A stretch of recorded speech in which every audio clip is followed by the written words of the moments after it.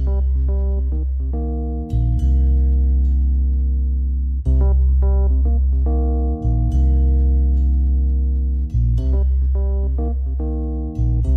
and welcome to another episode of Video Game Logic. Today's show was recorded on May the 30th, 2017. I'm your host, Gaming Psychologist, and with me, as always, stalling for time, Caffeine Rage. On today's show, we will of course be discussing the games that we played. We'll have our monthly game club, Shadow of the Colossus. We'll be discussing next month's game club. Far Cry 5 has an interesting controversy. Final Fantasy VII Remake and Kingdom Hearts 3 are launching in 3 years or so. Divinity Original Sin 2 exits early access in September, our weekly community corner, and our Steam Discovery queue. Timestamps will be in the show notes following their respective topics. Rage, how are you? Doing alright, I guess. I mean, I say that about every week, but That's true. That's true. You do. I mean, that's kind of my default, you know? Yeah. Any stories to tell this week? Well, I missed another episode on my YouTube channel because tried to record and weird interaction between recording software and the game I was trying to play crashed my video card drivers. And I learned my lesson from Halo because I was already a little frustrated, and so I said, fuck it. Yep, that's great. Keep telling that story. Let's add those seconds in. Let's peel back the curtain. It was another very, very slow news week, and we're starting late because we were desperately trying to find things to add to the docket to make time. So we're gonna give it our best shot, people. E3's coming up though, so you're probably gonna get like another 4 or 5 hour episode for that. So we'll make up for it, and then the news cycle should return to normal for a while. Well, we could always just talk like this the entire episode. We shouldn't do that. That would be terrible. I'll just in post, I'll slow down the audio by like 5%. And then that'll get us to the 3 hour mark. Well, be sure you do it by tempo and not just a generic change of speed. Otherwise, everyone will start talking a little bit lower in register. Yeah, but that's the fun of it. Make your voice even deeper, and my voice will be deep for once. Yeah, I sound like Louis Armstrong with a frog caught in his throat. Indeed. Indeed. Well, I'm doing pretty good this week and today. Had a nice, relaxed Memorial Day weekend, which is, for anyone who's not from the U.S., is a holiday where we celebrate our fallen veterans. And don't forget, the news always runs a bunch of stories about how we're forgetting the meaning of Memorial Day. You know, just like every single other holiday, they talk about how we are forgetting the meaning behind it. Yeah.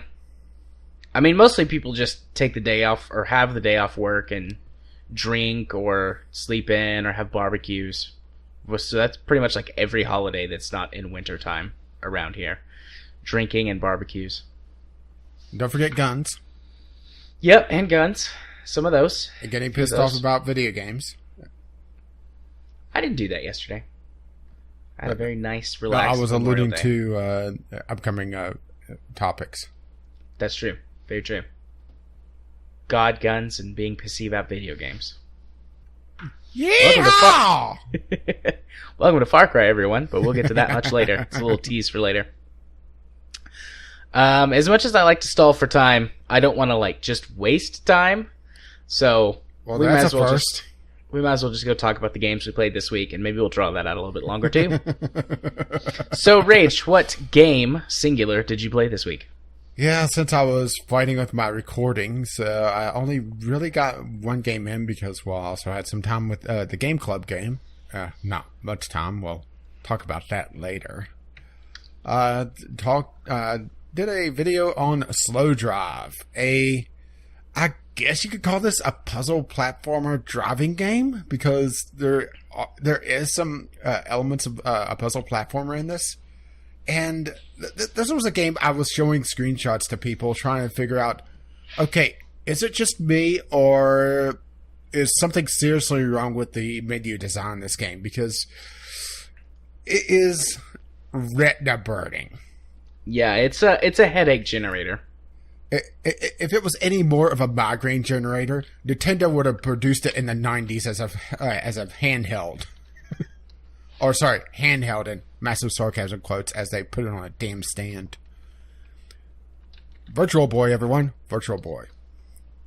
But, yeah, well, to give you an idea, all the menus in-game, the main menu and the level select screens aren't quite as bad, but they're still very bad, are like a lime or chartreuse background with white text on it. It's like, instant migraine. Yeah, it's so bright, but not in a good way. It's not like, oh, this is fun and bright and colorful. It's, oh my, this is like the surface of the sun. Yeah, I sent you several screenshots of this, seeing if it was just me, because it's one of those things that I look at this and then I look at the reviews. It's like, there's nobody bitching about how this is causing migraines. Is it me? Is it me? Here, look at this. Oh God, my eyes. Okay, not me. No, it gave me a headache. Well, my theory on this is that the developer, and it is a single-man development team with some licensing of art and music, has some sort of color blindness, and I don't mean that as just talking down and saying, "Well, this guy obviously you can't see what he's doing." I mean, there's something going on with this guy that makes it so that this color choice is acceptable. That's the only thing I could think of. Either that or there's something seriously fucked up with his monitor. Yeah. Or combination of both. Yeah, I actually the was worst toying of around both worlds. I was actually toying around in GIMP with the various color filters. And if he is completely colorblind, and can't see color at all and has just grayscale vision, which can happen, then it is readable. But yeah, it's just we've been talking for nearly 10 minutes, and I haven't even mentioned what the gameplay is like. That's true. Because it's just one of those games that I want to like this a lot more, but it's the headache. And even the world is also very bright with a lot of very contrasting colors. Particularly, the grass has the same, kind of like lime chartreuse thing going on. Against a white fog in the distance, typical, hiding of the level generation. But what the game is, if you could get past the headache generator, is a fairly simple driving puzzler where, think of it as, I want to call it almost Super Meat Boy meets a driving game, where it's a bunch of very short levels, and your goal is to get to the end as fast as possible. And it uses the mobile style of stars where content is locked off behind a certain number of stars, and to get the stars you have to beat a certain time. And a lot of the times, even to pass the level with 1 star, the most obvious path is not usually the best. Pulling off strange jumps or just finding hidden paths. And that part I actually liked. The driving physics are very simplistic, and also what kind of threw me off for quite a while until I realized that when I got kind of high-sided on a corner one time, is that the car is front-wheel drive. Not something that I would think of because usually the cars that I encounter are rear wheel, right? Mm-hmm. So and that is that completely changes how the car handles, because that's where the power is coming from. And overall, it does a decent job. Most of the time, physics wise, it does what I expected. There are times that it did some weird, little skids, but I think that's more just the physics being very simplistic and the driving model being very simplistic. It is a Unity game. I'm not sure if it's running the latest version of Unity that has a lot more support for driving games, or if this is using the older versions that Kerbal Space Program had some serious issues with drafting in. Right. But let's see, what else? Something that kind of got to me. This is my other major complaint about this game, outside of just, oh God, my eyes, is that they kind of fudge the number of levels that they have in this game. All right, they boast 60 levels in the game. Pretty standard for this price of game. It's a fairly cheap driving game. It's what? I'm blanking the price of this thing. It is $5.99. So yeah, pretty cheap. So yeah, 60 levels, not bad. So even if they're just short levels.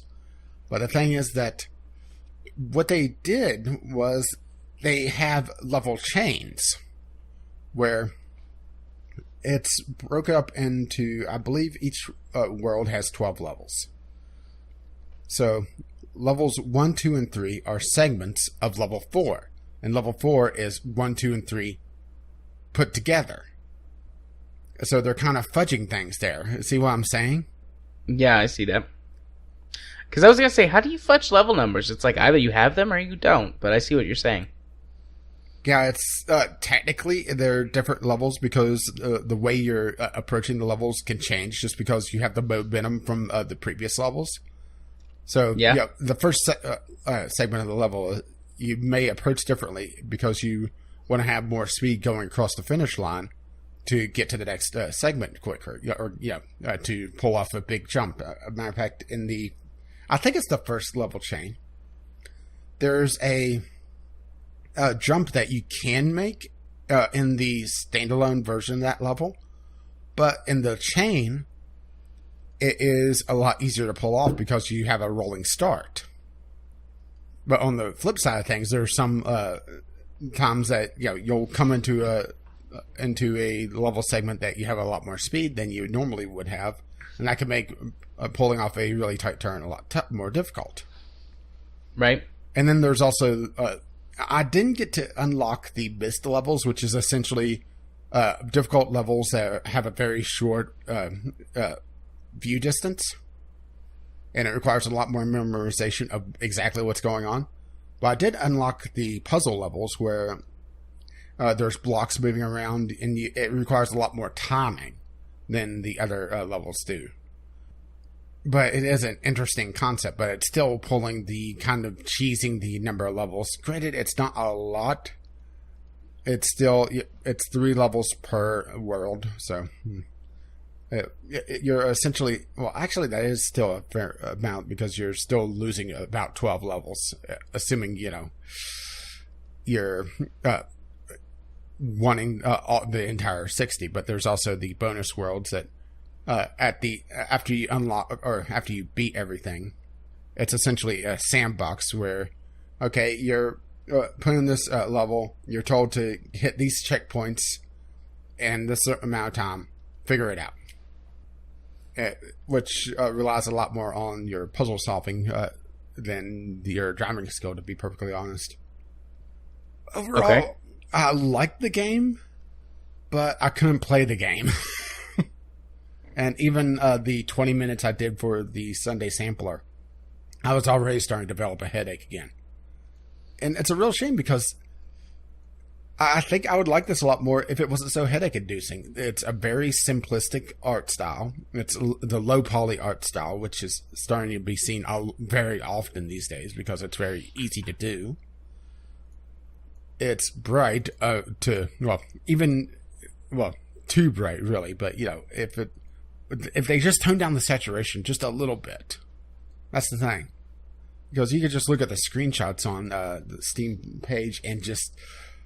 a couple of them are just blindingly bright. Yeah. Did you adjust your monitors? I mean, that's not the way you should do it. I toyed around my monitor settings just to see if I could get any version of this to play without, giving me a headache. I could not get it to not give me a headache. It was mostly the menus that were triggering that migraine for me, though. And there was nothing I could do outside of just completely throwing off my color balance. And honestly, that's asking too much, even for, me. And it's a shame because there's not a lot of little driving puzzle games like this. Or at least I can think of off the top of my head. There are some driving games similar to this, but not quite like this, you know? Yeah, I can't really think of any either. I mean, I'm sure there's some that exist, but yeah, I can't really think of any off the top of my head. But yeah, I think that's about it for Slowdrive. It's a game I wanted to like a lot more, and I couldn't play it. It's the same problem I have with a few other games that just trigger like motion sickness for me. I want to like them, I want to play them, I just can't. Yeah, it looked cute, and it looked like it was a neat idea, fun little game, just unplayable because of all the massive, bright color scheme, making you want to gouge your eyeballs out from the pain. Yeah, the thing is, you are just subjected to the menus. Yeah, just a couple of screenshots you sent me. And the thing is that I would say the overworld is a little bit worse just because it's you're seeing it for a lot longer. Mm-hmm. Granted, some levels aren't nearly as bad as others. And that's probably another thing is just how diverse the levels or the brightness of some of the levels are. I'm not sure if the mist levels would be worse or better just because the shorter field of view. Or shorter view distance, I should say. Right. Well, we may never know. I would like to see them do a Slowdrive too. I hope that they do get some feedback on this, though. Because, damn. And even just the main menu. It's a white background with a cyan blocks. Yeah. Oh, there's just some weird color choices in this game and some very odd things going on. And I think I've milked this for enough. Yeah. So it's my turn. Let's see if I can milk some extra time out of my game. So the first game that I've got on my list is Train Conductor World, which is a mobile game. It's a little train puzzle game where that you dropped something. That was Katie. She opened the door. She was like, I'm going to come in here later for my laptop, and I'm going to be really quiet. And the door opens, and she knocks something down. Incredibly stealthy. Indeed. She's making a silly face. But anyway, so yeah, video podcast. Thankfully. Yeah. Otherwise, we'd have nobody watching us. Yeah. So, anyways, it is a mobile train themed puzzle game where the goal is to get in the levels themselves as many trains across the screen from their entrance points to their exit points. And there's different levels that have different things. Some of them are just straight up. You'll have like 4 or 5 tracks of different colored trains, and they start coming in faster and faster, and you have to make sure that they get to the proper colored exit point without crashing. Some of the levels have little gimmicks, like one of them has a station that like really rapidly spits out trains, and eventually all the tracks converge down to 2, so you have to get all the trains through without crashing them into each other and losing. There's one map that has like a big roundabout, so if you get kind of in a jam, you can put trains on the roundabout and let them go in circles, but you have to be careful not to fill it up too quickly, otherwise they'll crash. There's different challenges for each of the levels, so you can just go in and do a level and try and get as high a score as possible, but there's various challenges like get X number of trains specifically, so you can't go over, you can't go under, which means that you have to mess up a few on purpose, which that one's kind of interesting. There's like a crash mode where that you have to you score points by crashing the trains into each other, which normally is an instant fail if you crash trains, but sometimes you get points for crashing them, and every once in a while they'll throw in a normal train, and if you crash the normal train you lose. So there's different little modes. It's got an overworld map, so as you complete the puzzles you earn train tracks to build a little railroad and connect new cities to one another. And as you connect the cities, you expand your railroad and get more levels, and you can get little bonuses like cosmetic skins for your trains and things like that. So there's actually a lot of variety in the game. I downloaded it because my kid was like, I want to play a train game on your phone, because he's got like a couple of like really little kid like train games. One of them's like a Lego game, and I forget what the other one is. It's like train racing or something. But I was like, how about we find a game that's maybe a little bit better that I can play, or we can play together, and it's something that I'll find engaging as well. And so I just picked this at random, and it turned out to be a really good, cute little game. It is free to play, so obviously there's ads and microtransactions. The ads are not very intrusive, which is nice. I think that they know that this game is going to be played by kids. And so they're like, well, so we want to get so they got to make it easy to buy all the microtransactions, right? Actually, they've got things kind of tucked away. I feel this game was designed to be like not a cash grab, not trying to trick people. Like, it's really, the user interface is really well designed. It's very hard to go purchase something. The ads are not super intrusive. Most of them, the ads are voluntary ads, like how they do little things like watch an ad and get a booster or whatever. So most of the ads are voluntary. That way I can just play it with my kid for 10, 15 minutes at a time without an ad popping in and bothering us. The microtransactions are a little bit, I think, more expensive than they should be. Probably the only one that I might buy is the one that just drops all the ads. I think it's $3 or $4 to purchase the ad-free version. And then, microtransactions are your standard $99, $1.99, $2.99, etc. on up. It's also got the cosmetic packs that you can unlock. You can just buy them if you want them. They're just different styles for the trains. And then most of the other things that you buy are train tracks for the overworld menu, because those are the hardest things to come by. Like, there's different levels of train tracks that you need in order to cross certain types of terrain. There's like basic wooden rails that are good for fairly flat, grassy terrain. Then there's like concrete and steel rails that are good for like forests and mountainous terrain. And there's special bridge tracks that let you cross, like the English Channel, for example, because it's set in Europe.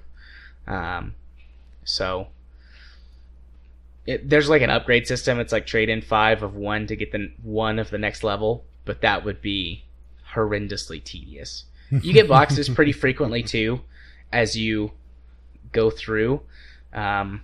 Each box costs like 5 coins more than the last box, but you get so many challenges, and each time you unlock a new town, its missions and everything are worth more.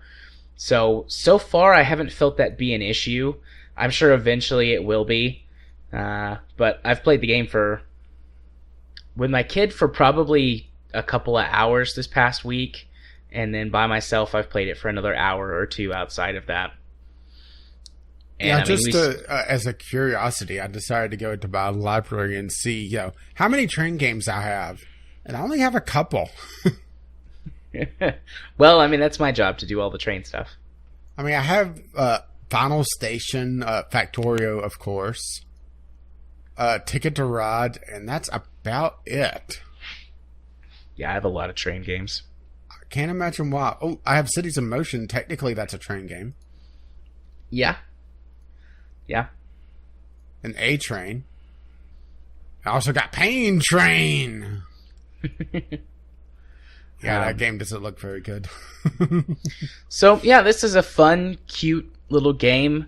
You can play it for 5 minutes, or you can play it for, an hour at a time. It doesn't limit you. That's one of the things that I love about it so much. There's no energy bar. You can you can play as much as you want. There are, the little bonus missions are kind of on, like, cooldown timers, but you can still just replay the levels over and over again to earn tracks, to get new towns, to get new levels. So it's fun. It's a good little game, and it's nice to find a mobile game that feels like it was actually designed by people who weren't trying to just gouge you for every single cent that you have.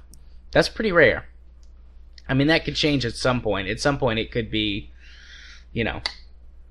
hey, you really need to spend some money to get these things. Otherwise, you're never going to unlock the rest of the game. So they watched that episode of South Park and it's like, wow, we are dicks.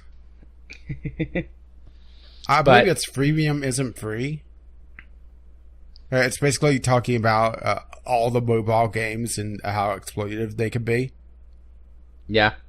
And it's actually based around the creators of South Park being contacted by some of these game developers wanting to make a South Park game on mobile. And basically a South Park skin on the Simpsons game or on the Family Guy game or, whatever clicker game you want to call it. Yeah. But no, this does not feel like it's exploitative, which is nice. Yeah. Which means that I'll probably spend some money on it at some point. Throw them a few bucks for not being exploitative. Yeah, unless they turn that way. Probably won't because, I don't play enough mobile games. I'll play one every so often just to, throw you off. Yeah. That's always nice to see. Okie dokie. Well, that was my short one. Here comes my long one. Should I get the playing cards out? I don't know. You might. Depends on how interested you are in this. So the other game on my list this week is Starpoint Gemini Warlords. It came out of early access, fully released this past week. Full disclosure, I received a review copy of this game when it went into early access about a year ago. Maybe even over a year ago. I don't exactly remember. But that was because of a previous relationship I had with the developer when I was writing game reviews for leftstickdown.com. So just disclosure. Anyways, this game is legit one of the best of these space type games I've ever played. I've compared Starpoint and Gemini 1 and 2 pretty heavily to Freelancer, and while the base game mechanics are there for me to make that comparison for how you control your ship and things like that, so much of this game has changed, I can't really compare it to Freelancer anymore. Not really. I was going to say in some ways it compares to EVE Online, but it doesn't. No, that would be the X series. Yeah, that would be the X series. No, it doesn't. I think that this game might have carved out a little genre, a little niche genre of its own. It's got some elements of 4X strategy games. It's got some elements of RTSs, and then it's got all of the base elements that it's had for the last couple of iterations of the game, which I've compared to Freelancer pretty heavily. So there might be some other games out there like this that exist, but I've never played one. So the gist of the game is that you play the commander of one of the main factions in the Gemini region of the universe. And there's a thing that happens that causes you to basically have to start from scratch again and rebuild your... This is if you play the campaign mode. And rebuild your faction. And you have... Yeah, we elected the wrong politician. Sorry. Actually, it's very similar to Freelancer. I guess spoilers for like the first 10 minutes of the game. It really, it pretty much copies Freelancer's thing where there's like these terrorists that come in and blow up all of your stuff. And is there a guy that looks like he's smoking a metal cigarette? Not... Yeah, kind of. They did rip off Freelancer. It really does. The opening feels like they ripped off Freelancer. Because these terrorists come in and they blow up your station, and then they show up later and blow up a bunch of your ships. And I hope that they have voice acting a lot better than Freelancer. The sections that are voice acted are better than Freelancer, but the whole game is not voice acted. Granted, they do have some high quality voice actors in Freelancer, but the thing is that I would say 90% of Freelancer's audio is, we are this faction. We have an interest in this base. We think you should go here and blow this thing up. Yeah, there's not a lot of voice acting in this game. Most of the voice acting is in the cutscenes, and then when you interact with the main story characters, although not even all of those interactions are fully voiced. And then anything you do outside of that, I haven't found any voice content so far. I think that was my biggest problem with Freelancer was that, there was just so much content, or so much of the story, I guess I should say, that was locked behind I'm not sure if paywalls is the proper term, but just money walls. You have to have this much money or this much wealth in order to continue on. And it forced you to go do the randomly generated missions to go get money, or just get lucky and or know where to look for a certain derelict to get enough wealth. And if you don't do that, you're just going to grind. Yeah. There's some aspect of that in this game when it comes to leveling up your character personally. But everything you do gives you experience, and like doing missions and things gives you a lot more. But you can level up just by going and sitting in an asteroid field, which I do. Or because you're you. Actually, I go sit in junk fields because they're called building materials. Building materials are the most scarce resource that, at least at this point in the game. Yeah, Legos are just through the roof on the price now. But in order to build your fleets and all of your space stations and everything, you need shitloads of materials. Lots of building blocks. And they're the most difficult thing to get right now for me. So and I guess... And none of those knock off duplex either. So I guess I should explain that aspect of the game and why I think it's so good. So Warlords puts you in charge of your faction. And it's got the 4X part comes in. Every bit of the map is a section of territory that can be captured. Some of the things that you need to capture to claim the territory are planets. Some of the things are space stations. Some of them you just have to get there and be the first one to stake a claim on them. And you do that by constructing your star bases. You start out with one, and you get more as you progress through the campaign. And if you play the free mode, you can capture or build other star bases a lot quicker. But anyways, you build ships from your main base, you create fleets, and you send those fleets out to do things. And based on the types of ships that you put into your fleet, you can make different compositions, and it's got like a general power rating, but if you send like 3 frigates with a power rating equal to 1 cruiser, more than likely they're still going to get killed by that cruiser. So fleet composition matters. So there's it's still rock, paper, scissors a bit? A little bit, but for the most part it makes sense. Like you personally, if you lead a fleet yourself, can win those types of fights, multiple lower level ships against larger level ships. But if you just let the AI do everything, then they tend to get beaten. Equal power level, the higher tier ships will usually defeat multiple auto resolve will make you its bitch. Yeah, but I mean, the system works the same way in your favor. If you send a cruiser to go take on a fleet of 3 frigates, more than likely your 1 cruiser is going to win, even though their power levels would be roughly the same in my example. I mean, you can still overwhelm capital ships, and in the early stages of the game, you can't build large ships, so basically you're doing like guerrilla hit-and-run tactics and swarms.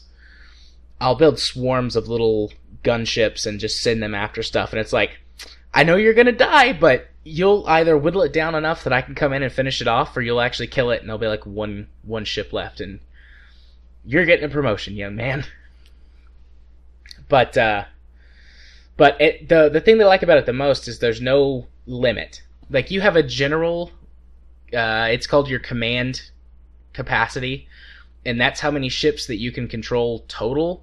And different ships have different command capacities, so you can obviously do way more like gunships versus destroyers or cruisers or whatever.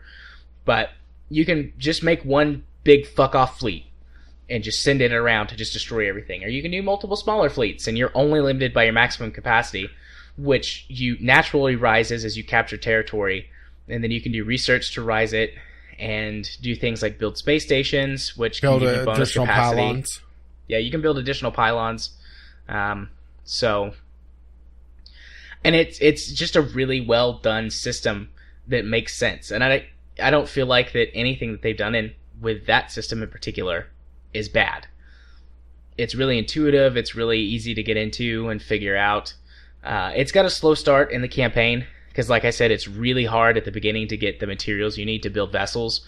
But there's a couple of story missions you can do that give you a little jump start. And I didn't realize this. Like, I was just hanging out like, I need to build ships. And eventually, like, this one guy pops up and he's like, hey, I know that you're like building your fleet, but you should go do this mission and take this place, and it'll help you out. It'll give you a big boost. I mean, that's the gist of what he was saying, and there was story stuff, but I think the game recognized that I was taking too long, and it was like, hey, you're spinning your wheels, you should go over here and do this, which I thought was nice. It didn't make me. It was just like, hey, here's this thing if you want to do it. And so I went and I completed that mission. I got a huge boost to the thing.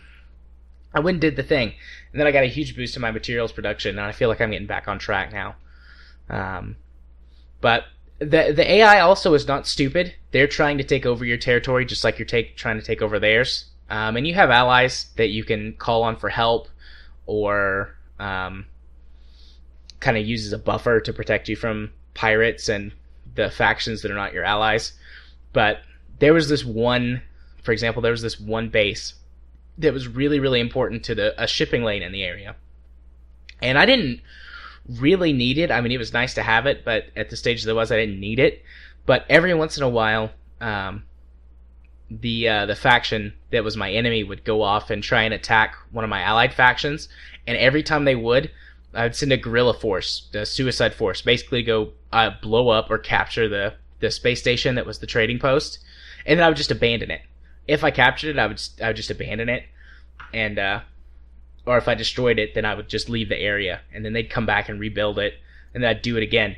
And I whittled down their main base because they really needed the shipping. Like, it was, their territory was like a little island that was cut off unless they had this space station to have control of the trade lane there. And so they were trying their hardest to defend it, and I used that tactic to whittle them down until I could go in and take over their main military base. But so it's cool. You got to use tactics and strategies, and I mean, so how intelligent do you feel the AI is overall? That's a big problem with 4X games in general, is that the AI tends to favor really one, maybe two strategies, and then they just always stick to those, no matter how effective they may be. I feel like they're pretty intelligent because I can see different AI factions using different tactics based on what it is that they, or where it is that they are.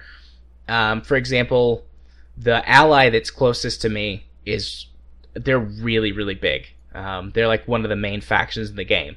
So they favor really large fleet tactics and try and lure enemies into just straight up fights with them out in the middle of space where that they can just overwhelm them. Whereas one of the pirate factions that's close to me that controls a small amount of territory and has multiple small fleets instead of a big one will try and bait fleets in and then draw them towards one of their bases, which gives them a huge boost in power so that they have potentially an advantage in the fight. I feel like they probe defenses. I've seen the AI come and attack from, for example, multiple angles on one of my bases, or will send in a small fleet but large enough that I have to send in some of my own forces to fight it, and then they'll send in a big fleet after that, and it's like, well, fuck, they just sucked my main fleet into a battle. And then it's like, well, do I retreat to save the ships, or do I throw more stuff at it and try and save the station, or whatever it is that they're attacking? So that's interesting that they probe like that. I feel like, and there's multiple levels that you can set to the difficulty in the AI intelligence. I just left everything set at its base, and I feel like there's a slider for the intelligence. Yeah. Now that's really interesting, because that the main screw to adjust AI in games is how much they cheat. I haven't changed the settings, so I don't know if there's cheating involved or if it actually changed how smart that they are and different tactics. I should play around with that. Well, how much they cheat, and also their starting stuff, because I know, at least in the Civ series, because that's the 4X that I have the most experience with, is that at very high levels, the AI will start off with a good, it's a few units, but still a pretty good army for just turn one, and get a massive boost to their overall production, or just across the board, to try to make up for the fact that the AI is kind of dumb. I don't feel like that they're cheating, because if you destroy a fleet, particularly from like a pirate fleet or one of the smaller factions, it doesn't just like pop up in a few minutes. It takes a while for that fleet to get rebuilt. So I don't think that they're cheating. I think that they're bound by the same rules that I am for creation and fleet management and stuff. I mean, they might not be, but it feels like they are. So, I mean, if you bump up the difficulty slider, they might, but... Well, the fact that the difficulty slider is independent of the intelligence slider, though, that's really interesting. Yep. There's two different ones. One for actual like overall game difficulty, and then one for the strategy. What does it call it? Strategy difficulty. But I mean, it's basically how smart the AI is. You have a feeling that the overall difficulty one is probably the cheat dial. Yeah. And then the intelligence one is, the actual difficulty, the AI playing a lot smarter, so it doesn't need the cheat dial. Or at least as much. Yeah, I mean, sometimes they mess up too. It's not like they never make mistakes, but I've definitely found myself on the receiving end of more than one ambush that I wasn't expecting, because usually AI doesn't do stuff like that. Or if they do, it's scripted, and then once they do it once, you can figure it out. But I've seen the enemies use nebula and dust clouds to hide from scanners and pounce on one of my fleets, or sneak up on one of my space stations. Just, how it sounds like it's playing. It sounds like it's playing like a player would. Yeah, it's really interesting, which makes that portion of the game feel really solid and be one of the biggest draws for it to me. Because not that the rest of the normal gameplay is bad, but it's just the same thing that they've done in the other two iterations of the game. And it's very freelancer-esque. You do some missions, you level up, you get a better ship, you progress the story, you do some missions, you level up, you get a better ship, you progress the story. Yeah, I was looking to see if there's multiplayer, and it doesn't look like it. No. That sucks. There should be. Because you could do a massive faction warfare game. Outside of the campaign mode, there's different versions of start conditions that allow you to jump in at sort of different levels of the faction play. You can start out basically how you do in the campaign mode, except there's no campaign aspect to it. You just basically conquer the galaxy to your heart's content. And then you can start with a pumped up fleet, more territories, start at higher levels so you can skip all of the low level stuff if you want to. There's, what do they call it? A free roamer mode? I don't think it's called freelancer, but it's something, and you start with just a single ship. Easy there, Trent. And, it's up to you if you want to actually conquer territory. You're going to have to be the one who does the initial bit of conquering until you can start building your own fleets. So, I mean, there's a game mode I feel like in there for everybody. Yeah, Steam, the developers were giving away the previous game just last week, I think it was, so I guess I should try that out to see how it feels to me. Very nice. Yeah. I have such a backlog. Yeah. They added a lot of quality of life features to this game, too, that were sorely missing from the last one. For example, in the previous games, you had to land on a space station or a planet to save, and you could not quick save in space either, so you couldn't cheat your way around that. But now you can just quick save anywhere. You can do a normal save game anywhere you want. The autosave system is a lot more generous than it was before. Excuse me. So you don't have to worry as much about if something happens. It's like, well, shit, now I just lost however many hours of progress, which has happened to me in Starpoint and Gemini 2. Because if you're going on a lengthy mission that doesn't involve any stops to planets or stations, towards the end of it, you're going, oh, if I screw this up, I'm going to have to redo this whole thing. And it took me like an hour. So there's none of that. The game, I'm going to sell this to at least one person that's listening. There's already a Star Wars mod. Star Wars and a Star Trek mod. Well, the Star Wars one was literally the first one I saw. Yeah. I've checked out a few of the mods. It looks like the Star Trek ones are split amongst just like a half a dozen different mods. Yeah, that's how it was previously in Starpoint Gemini 2. So I don't know what's up with that, but yeah, I've tried out a few of the mods. They're mostly things that smooth out the progression curve and improve your what do they call them? Your war chiefs. That's an interesting thing. So, I mean, you can have a fleet follow you at any time and basically just guard you, and that's super important early on because you have a really shitty ship. Once you start getting better ships, it becomes less and less important. Still nice though for like big battles and stuff, but you have they're called war chiefs, and they're basically like squad leaders, and they have bigger, better ships for their level than they should, and they give certain boosts to fleets depending on what type of commander that they are. And those are nice. Those are kind of the equivalent of the mercenaries you could hire in Starpoint Gemini 2. And I think that you can build different ships for them. I'm not sure. They kind of have like a starter ship. And I've played it for like 10 hours since it released, and I'm not super far into the campaign. I don't feel like. Because I'm only level 10. I think the max level is 50. So I'm still pretty early. But anyways, that's a nice feature that they have. You can now actually just look and see what known prices are for commodities. So if you want to be a trader, that's easier to do than it was before. Yeah, that's another thing that a lot of games tend to kind of overlook is the trading aspect. They just either, if they give you the tools, they just aren't nearly as good as they need to be, or just they don't give them to you at all and require you to either remember or just be lucky.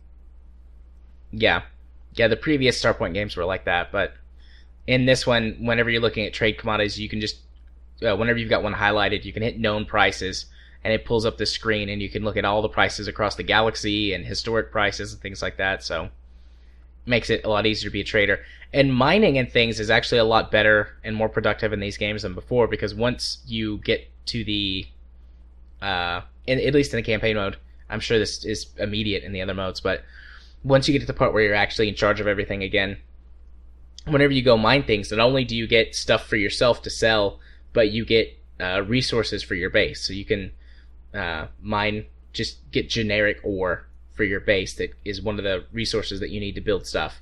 You can get from junk mining, you can get materials, and then there's gas pockets you can mine to give you gas.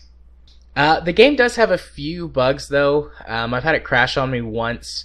It does not like to be played in full screen mode. You have to go borderless window. Otherwise, if you alt-tab, it just freaks out. And then occasionally, for some reason, the Windows bar at the bottom would pop in through the game window itself, and I have no idea how or why.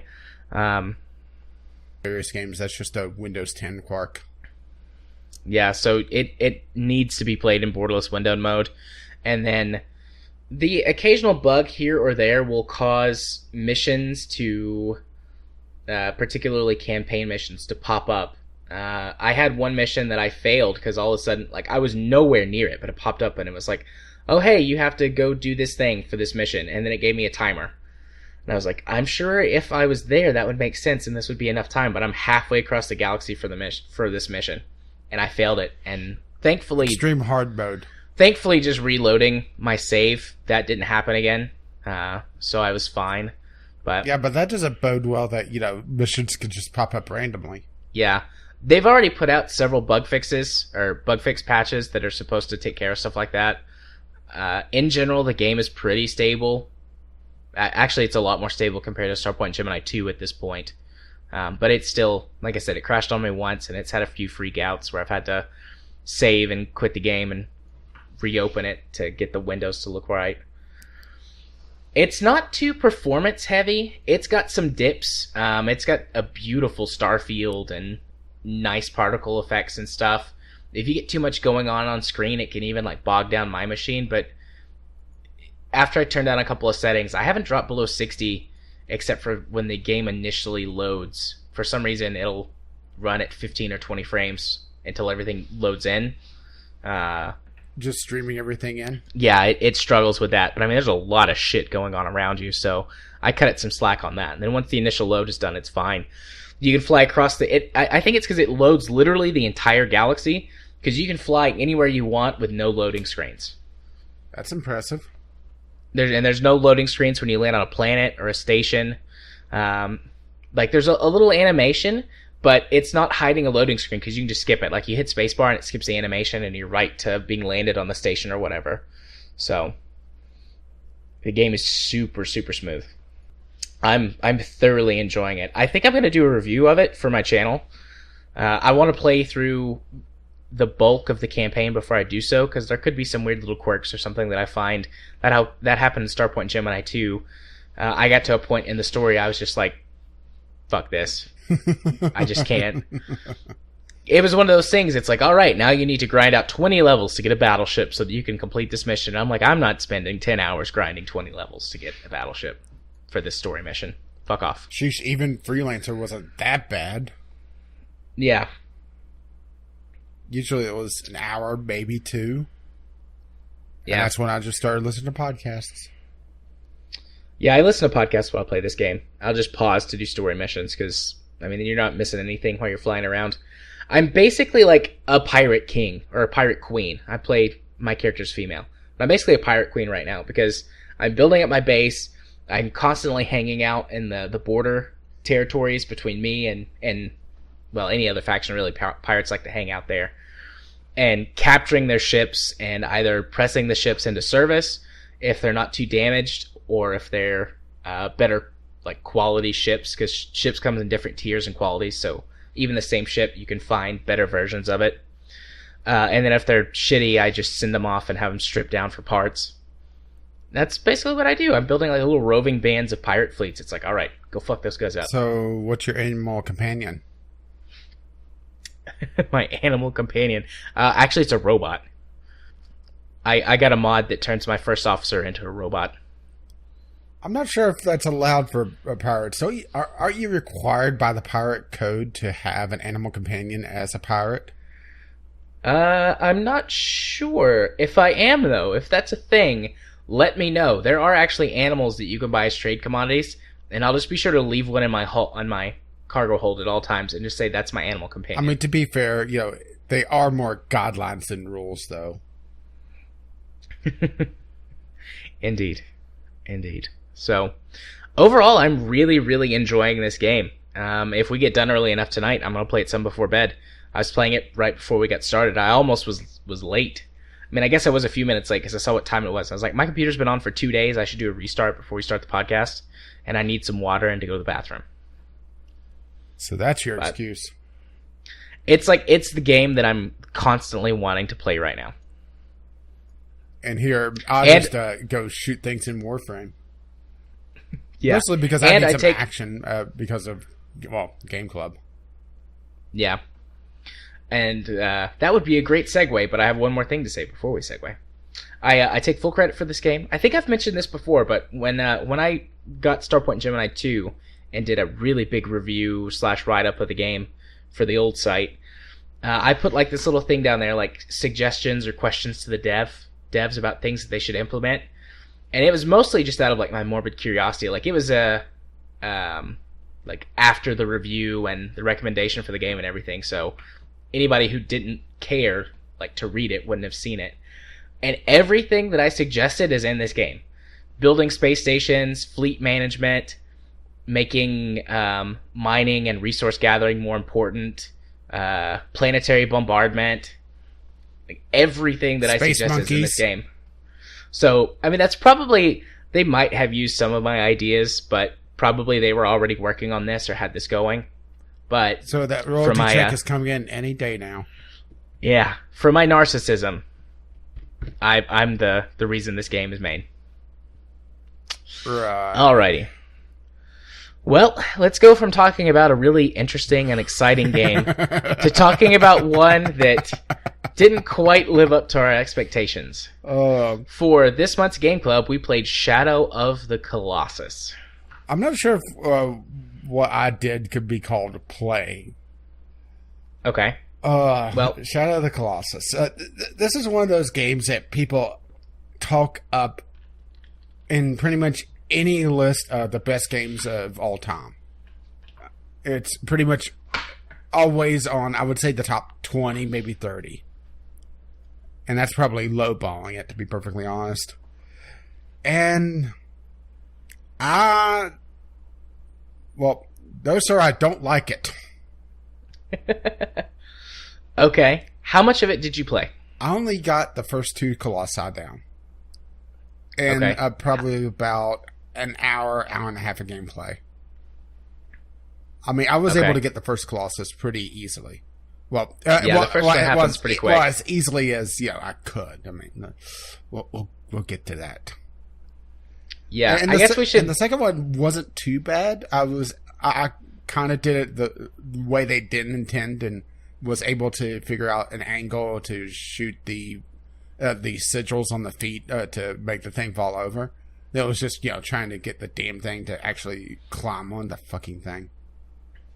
Yeah, I guess we should mention, I suspect everyone knows what Shadow of the Colossus is, but just in case you don't, Shadow of the Colossus was a PS2 game that came out in the mid-2000s. I want to say like 2005, it was right at the end 2006. of the PlayStation 2 era, if I recall correctly.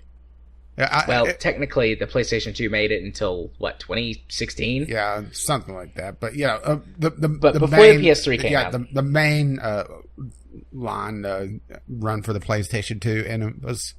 If it wasn't the last major hit, it was one of them for the console. Yeah. And I will give credit where credit is due. It definitely puts the technology way, way hard on that system.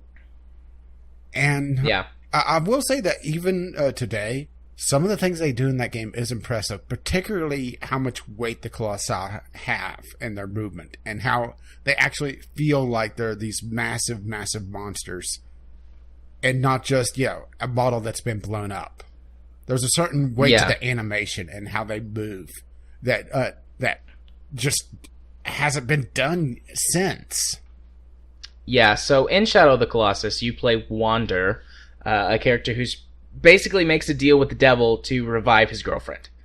I don't know if she actually is his girlfriend, but that's the thing, is that a lot of the story is in the manual or implied or just, figured out from the previous game in the series, or technically series, or Ico, which it's one of these weird artsy games to begin with. Yeah. So, I mean, that's really the gist of the game.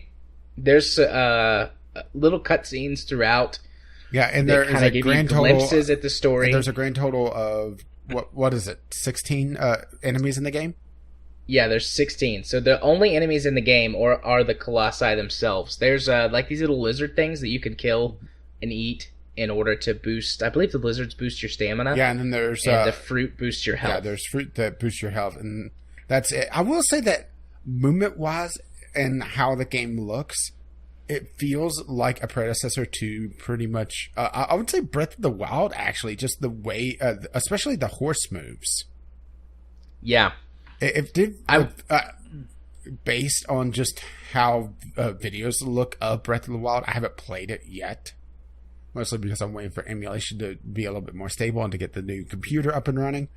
But it has that sort of feel to it where it sets you off in this world and, tells you to go nuts. And in Shadow of the Colossus, it's, go nuts in this particular direction and kill that Colossi, because that's literally the only thing in the world. Yeah. Yeah, killing the Colossi too, while there's different strategies you have to employ for each one, it's basically climb on this thing, find the glowy weak spot, stab it with your magic sword repeatedly. Yeah, or a variation of it is hit the minor weak spot to cause it so that you can climb up on the monster, and then dangle from its ass hair for a while it tries to shake you off. Yeah. I thought that was stupid. Most of these things have arms. Why don't they just smack me, throw me off, or run into something? But they just kind of shake. Limited range of motion. They can't. All of them are driven nuts because they can't scratch their back. I guess, but I'm not always climbing on the back of them. Yeah, true. Some of them, there's one where you climb on his face. I think that's the fourth Colossi. he's got like a beard, and in order to climb on him, you have to climb on his beard, but you clearly can see that he moves his arm up to his beard in part of his walking animation. Because it would have made it a very short game otherwise. Granted, if these things could just squish you. This game isn't particularly long to begin with, because if you get good at the Colossi, you can beat this game pretty damn quickly. Yeah, the average time on how long to beat is something like 10 or 12 hours. Because I looked it up because I was like, I feel like I play this game so slow. So I think we should talk about the issues that we have with this game, because both you and I experienced controller problems. Yeah. And I'm not sure if it's the emulation, the game itself, or if mine was even worse because I had an Xbox controller. I don't have a DualShock controller at all. Yeah. Of any variation. Well, here's the thing, is that I've played this on the console way back, not way back, but a few years ago. I actually own a physical copy of this game. And my issues with the emulation version of it felt very similar to what I was having with the console version. So I don't think it's an emulation problem, at least with the emulator that I'm using, which is the up-to-date version of PCS X2. Yeah. I'm actually using an older version of PCX2 because a couple of the games that I play run worse on the newer one. I don't know if it's like stability issue or what, but Naval Ops, all three of the Naval Ops games run worse on the more up-to-date version, so I've got the older one for those. Yeah, well, I'm running the latest version, and it feels pretty much like the console version. Granted, it is a lot smoother because it has a better frame rate, but it doesn't feel like it's impacting anything otherwise. My biggest problem with this game was the camera. And I'm going to use the term art house camera, where the camera is too busy trying to make the game look pretty. So, here, let's have this long sweeping shot of the Colossi as it swings its club. Never mind the fact that, you can't see where you're facing or where you're going, or, that doesn't matter. Look how awesome the Colossus looks. Oh, fuck, you're dead. Okay, reload. We'll try it again. Yeah. My biggest problem that made this game rough for me was that I had dead zones on the joysticks that I never could get ironed out. So, you have to have some pretty delicate movements in this game. I mean, a lot of it is, just run forward as fast as you can and climb and things like that. But occasionally you need to have some delicate movements, especially when you're aiming the bow to try and hit a weak spot to make a Colossi fall over. Anything with the bow is just murder. Now imagine having a dead zone, which means that you can't make really fine movements and it's really jerky. That was what I was having to deal with, which made every fight draw out even longer. Yeah, this is where having the DualShock really paid off for me, because this is going to be really weird. When I'm playing this game, I'm playing on PC. I'm using a DualShock, which is emulating a Xbox 360 controller, which is emulating a PlayStation 2 controller.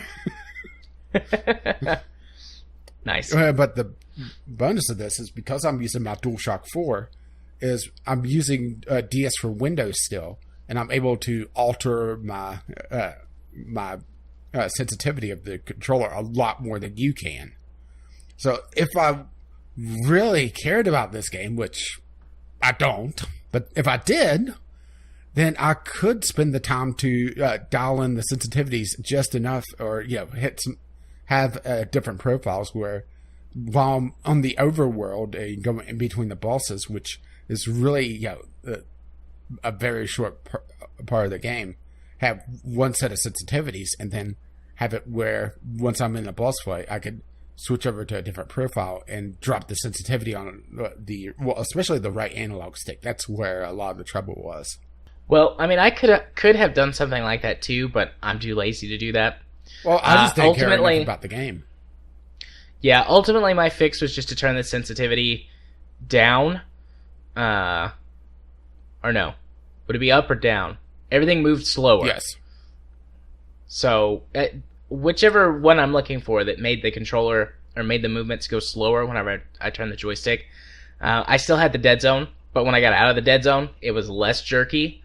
And I kind of found a happy medium between, okay, I still feel like I'm able to move and do things quickly enough, but at the same time, it cuts down on a lot of that jerky motion.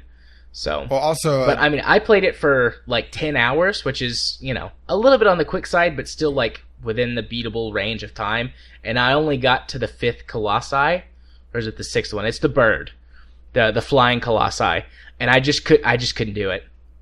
And I got so mad. I was like, okay, the other part was that, and I'm not sure if it's just the way everything moves, but it just feels like all my energy is gone when I'm playing this game. I'm just within half an hour, I'm starting to yawn and feeling tired. And I'm not sure if it's just the way the camera moves when it does move, because that's another thing that really just drives me absolutely batshit, is that the camera is a physical object in this game, meaning that it could hit the terrain and be impacted by the terrain. So if you get too close to a wall or to a cliff, well, the camera, who knows what it's going to do. I didn't realize that the camera would count as a physical object. Yeah. I found that frustrating, but I didn't realize that's why. Yeah, that's what it's doing. If you're near a cliffside and try to rotate the camera around you, it'll bump into the cliff and then just get stuck there until it gets to a point where it on the rotation, it would come out the other side and then it would jump to that spot. Weird. Why would they do that? Why would they put the camera as a physical object? I wonder if there was some benefit to the physics in the game, because like you talked about before, the real weight of the Colossi can really be felt.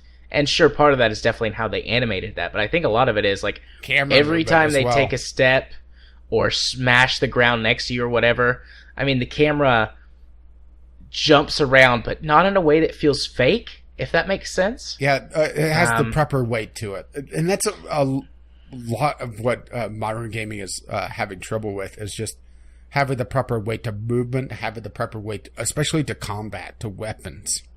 You see things like Dark Souls that does it well, where weapons can be big and slow and have impact and have that proper feel to them. But then you have just games where you'll have Cloud's sword and he's just whacking away on someone that it acts like the sword is made out of styrofoam because he's able to move it so quickly. Right. Yeah, maybe that's why they did it. Maybe that was the best, because it doesn't feel like it's like a digital After Effect, if that makes sense. Like if you've ever been in something that produces like a ton of vibration, like an earthquake, or there's at our old house we live next to a rock quarry, and whenever they would they would do too much, like the ground and everything would shake like that, and your vision would shake because your body's shaking. And that's what it felt like to me, as opposed to just like, oh, this is a digital After Effect where they shake the camera. Well, one time at a hardware store, I leaned against a paint mixer. Does that count? Oh, yeah, I guess. Where I live, there's a lot of mining and a lot of heavy trucks on the road with material, and there's definitely that weight of movement as well, and also of course the trains. Right. Yeah. So yeah, I have experienced something like that. Granted, not for like an earthquake like the Colossus would generate, but it's the same basic idea. I just think that I'm not sure if it's completely tied to that, or if it's just an oversight, really. That you have to remember that this is a very, very old game, so it may just be standards at the time. That was how it was done. Yeah, could be. And also another thing is that this game originally was going to be a lot bigger than what it was. And it was it was originally, I was doing a little bit of research on it because I only played a little bit, so I need something to talk about. There was originally talk of this being an MMO. Oh, I did not see that. Although I did see that originally the 48 pitch had 48 Colossi, and then they cut it in half. Yeah, because of technology, and then they cut it down even more because they were having repeats. And that is something Yeah. that I have to applaud them for, is that even though there are just a handful of Colossi, well, 16, but they have it where none of them really feel like they're repeated. Yeah. Granted, I think the though base that was mechanics are still there, hit the weak spot. And was this the first game or was this the game that really introduced the idea of glowy weak spot? I don't know. I had that thought though. I was like, is this where it all started? Is this who we have to blame? I doubt it. Well, I don't know. Let's see if Google can help us out on that one. Could always just go to TV tropes. Yeah. But now, before I do that, I want to just do a Google search for history of the glowy weak spot and see what it tells me. Let's see. Oh, it just pulls up the TV tropes page. Or that's like the first one. Yeah, I'm just seeing if it's... Yeah. Well, let's just go to video games. Shadow of the Colossus. All possesses a glowing sigil on their flesh that can only be revealed by sunlight, reflected off the hero's magic sword. Hitting the spot is the only way to inflict any injury to them. Somewhere between half and 90% of the fight, depending on the boss, is exposing or getting there. So they don't call it the originator, but I do think it's probably the first game that a lot of people played that had the glowy weak spot. Yeah. I'm looking for one that I know, like... Oh, Metroid. The original Metroid, yeah. I feel like, though, like the modern incarnation of Hit the Glowy Weak Spot has got to come from this. I mean, I feel like the Dead Space series wouldn't exist if it wasn't for Shadow of the Colossus. That whole game is Hit the Glowy Weak Spot, even more so than Shadow of the Colossus. Yeah, but hopefully it's a little bit more interesting. Maybe it's just the fact that because they have it where this is essentially a boss rush game. Let's just call it what it is. It's essentially a boss rush puzzle game, or puzzle platformer almost, because a lot of it is just getting up to that spot. Or actually, that's all what it is. Yeah. Once you and having only done the first two Colossi, unless you've played it more in the past, because you said you owned it, but I mean the first two are pretty easy to get onto. You're in nice flat plains. Yeah, but I did watch some videos of the later Colossi. The third Colossi is fucking stupid. With a messy controller, it took me so long to beat him because you have to get him in the right spot so that he's got like this giant sword that's like a building or something, and he slams it into the ground, and you have to have it at the right spot where that it gets stuck. Then you have to run up the sword without falling off, and he tries to shake you off. You have to stay on. And he's so tall. If you fall off the top, which is obviously the weak spot, the main one is on the top of his head. Of course. If you fall off, you die, pretty much. That one was really stupid hard. And then so was the bird. And the eel boss is before the bird. You gotta go underwater. That was difficult too. But some of them have things you have to trigger or parts of the level you have to use to get them to get to a point where that you can climb on top of them. So that turns into more puzzle than just, okay, now's the port where I can jump on him. Yeah. Yeah, I think I made the right move of not playing further because I was already getting frustrated with the camera. Well, and also there was a couple times that my character wouldn't grab on when it looked like there should be a way to grab on. It was the artificial. Well, you're not grabbing the ass hair, so you can't climb on. Yeah. Normally, I would have quit this long ago, and I've been thinking about what it is that kept me playing for so long. I mean, I still didn't beat it. Like I said, eventually the controller issues beat me. But, I mean, I really stuck at it for a long time. I'm trying to figure it out what exactly it is that kept me in for so long. I think it's a combination of the design of the Colossi.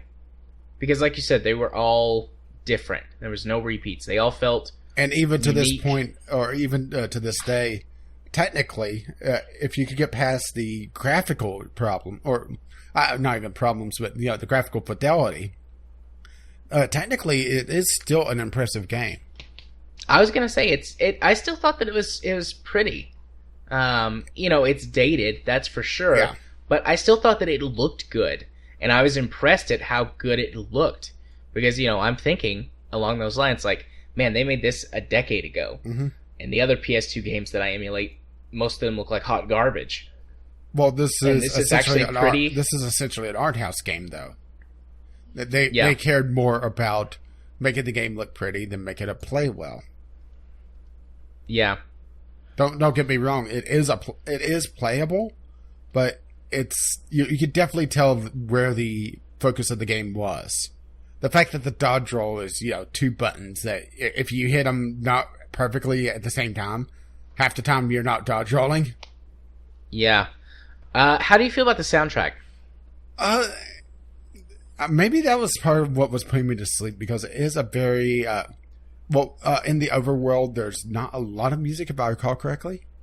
No, there's not. So it's most of the music is when you're fighting the Colossi. Which is very punctuated, I think is the best way to put it. It's very attention grabbing. But I think I wasn't paying too much attention to the music, because by that point I was trying to fight the camera into a position of actually seeing what the hell the Colossi was doing. Yeah. Or trying to actually shoot the bow properly. Yeah. I liked the soundtrack, but found it too similar. I mean, there are some very different songs in the game, don't get me wrong, but many of the Colossi songs sound alike. And I feel like that the type of game that this is and what they were going for, they should have gotten a much more different soundtrack. And perhaps some of the later Colossi have very different soundtrack or different music scores to go with them. So I'm not going to rag on this point too much because I didn't finish the game. But the soundtrack, it was really nice at first, and then I was like, this isn't repetitive, but it's like the same. If that makes sense. But yeah, it's I think that's another problem I have. It's just that and until you actually put yourself into danger, there's no real sense of danger. There's no excitement. It's just going across that empty field. Yeah, there's also no sense of urgency. I felt like because of that too. It's like, well, I mean, I'm gonna go fuck off over here for a while. Yeah, I'm gonna go hang out and explore over here for a little bit. And or at least to me, I felt like kind of a monster even attacking these Colossi, because the ones I killed didn't really mess with me until I messed with them. There's only a couple that are aggressive. Most of them just don't care until you attack them. Yeah, until you start climbing on their ass hair. Yeah. But I mean, that's kind of the point of the game. I mean, I went ahead and watched the final cutscene and read about the end of the game. And I said make a deal with the devil. These Colossi, the end of the story, once you've killed all the Colossi, you come back to the temple. And so every time you kill a Colossi, like these black string things come out of it and get absorbed into your body. And that's a piece of the devil's... Yeah, that's a piece of like the devil's soul or his body or his power, something like that. And once you've killed all 16 Colossi and come back to the temple, then he steals all of the power and basically takes over your body. And these people show up who are like guardians of the temple, and they've been chasing you, trying to stop you. And basically they perform a little ritual that causes the temple to collapse and trap the devil inside. But some of his power like comes out and he's reborn as Ico, which is what makes this in the same series and basically a prequel to the game Ico. Yeah. And the girl who's with Ico during the game it's implied that this girl, what's her name? Mono? Mono? Yeah. It's implied that that's this girl and that she raises Ico. So, you are kind of, I mean, you're right, you are kind of the bad guy, the monster in all of this. Because basically you're like, damn the consequences. I want you to bring this girl back because for reasons that we'll never learn, I love her. Yeah, maybe if they had some sort of story to this, some sort of setup to, why is this dead girl important? Yeah, so... I just didn't feel any sort of emotional attachment to the story at all. And maybe that's also part of the problem for me, is that I felt no attachment. I felt just annoyance with the camera. I felt boredom with most of the gameplay when I wasn't getting annoyed. So, all of those things said, well, before I move on, do you have any last thing you want to add? Because I want to ask a question. I will say that the horse's controls, it felt like I was actually on a horse. That was done really well. Granted, at times the horse was a little infuriating whenever it kind of screwed up on its pathfinder, because it seems like it's some sort of combination of player input with on rails with how with some sort of AI pathfinding. Yeah. And there was a couple times that, the horse would just get confused. But overall, I think it handled pretty well. And it had, once again, the horse had the proper weight to it, that it didn't feel like I was on a horse-shaped motorcycle. You know what I mean? Yeah. Yeah, I get that. I just found it kind of annoying, but that was mostly, again, the horseback riding suffered from that dead zone too, because the horse was twitchy, a little bit unruly. Okay, so this game, like we said at the beginning, is revered as like one of the best of all time, a classic, an absolute classic, and I just don't see it. I don't feel it. Like, the comment that I've made to you a couple of times is I feel like this is the Beatles of video games. Yeah, it was pretty good in its time, and it definitely influenced a lot of things going forward. But looking back on it, there's a lot of it that's just not that great, and it's way too overrated. Maybe it's just the fact that we're looking back at it instead of looking at it at its time frame. Because even to this day, there's really been nothing quite like it. There's been a couple boss rush games, but they've never had the scale of Shadow of the Colossus. Mm-hmm. But I can see that. It's still a very unique game. Yeah, I was going to say, it is very unique, which is pretty rare in video games, because typically when something comes out and is met with this kind of praise that Shadow of the Colossus was met with, everything else is like, oh man, that's where I gotta go. I gotta copy that. I gotta make that. And in some senses, that's good. That's how genres are born and things like that. But that does keep there from being, sort of gems. These big points we can all point to and say like, yes, this is our. Shit, I just forgot the name of the movie that I was gonna say. Citizen Kane? Fuck. Yeah, sure, that's one. That wasn't the one I was going for, but Citizen Kane is one of those movies. Which Citizen Kane also, some people think is highly overrated, but then again, the plot twist has been spoiled for decades. Yeah, but we can point at that and say, this is our Citizen Kane. This is our Picasso, our Mona Lisa. Like, there are very few games that we have that we can point to and say, this is the equivalent in this medium of what that is. Because of the unique way that video games are. I mean, yeah, there's a million copies of movies too, but the copies rarely water down the original. And in video games, that happens all the time. The copies water down and overtake the original. Maybe I feel like I'm kind of making the case for that. Well, also, even though the gameplay... Well, there's also the point where... even a movie that came out 10 years ago doesn't feel as dated as a game that came out 10 years ago. Just because of how quickly the advancement of technology is going on. Yeah, I mean, big examples for that in the movie industry would be like Jurassic Park. That movie came out in, 93? But the CGI in that movie holds up to this day. Whereas there's, in the film industry even, there's a lot of movies that hasn't happened with. But no game that was made in 1993 holds up to today in terms of graphical capability. And in many ways, honestly, in other capabilities, because gameplay, you have no interaction with a movie other than watching it. Well, it might make you feel some things, but you put in your 2 hours, you're done. Well, just look at how I interacted with Halo. Yeah. I mean, it's the same basic idea. A game that was a milestone for the first-person shooter genre and spun off a lot of, imitators, but also basic things of the genre. The two-weapon system, regenerating health. But I absolutely hated it because I'm looking back at it from a decade and a half later. And because it was the originator of a lot of things that has been refined over that time, it looks very rough. Yeah.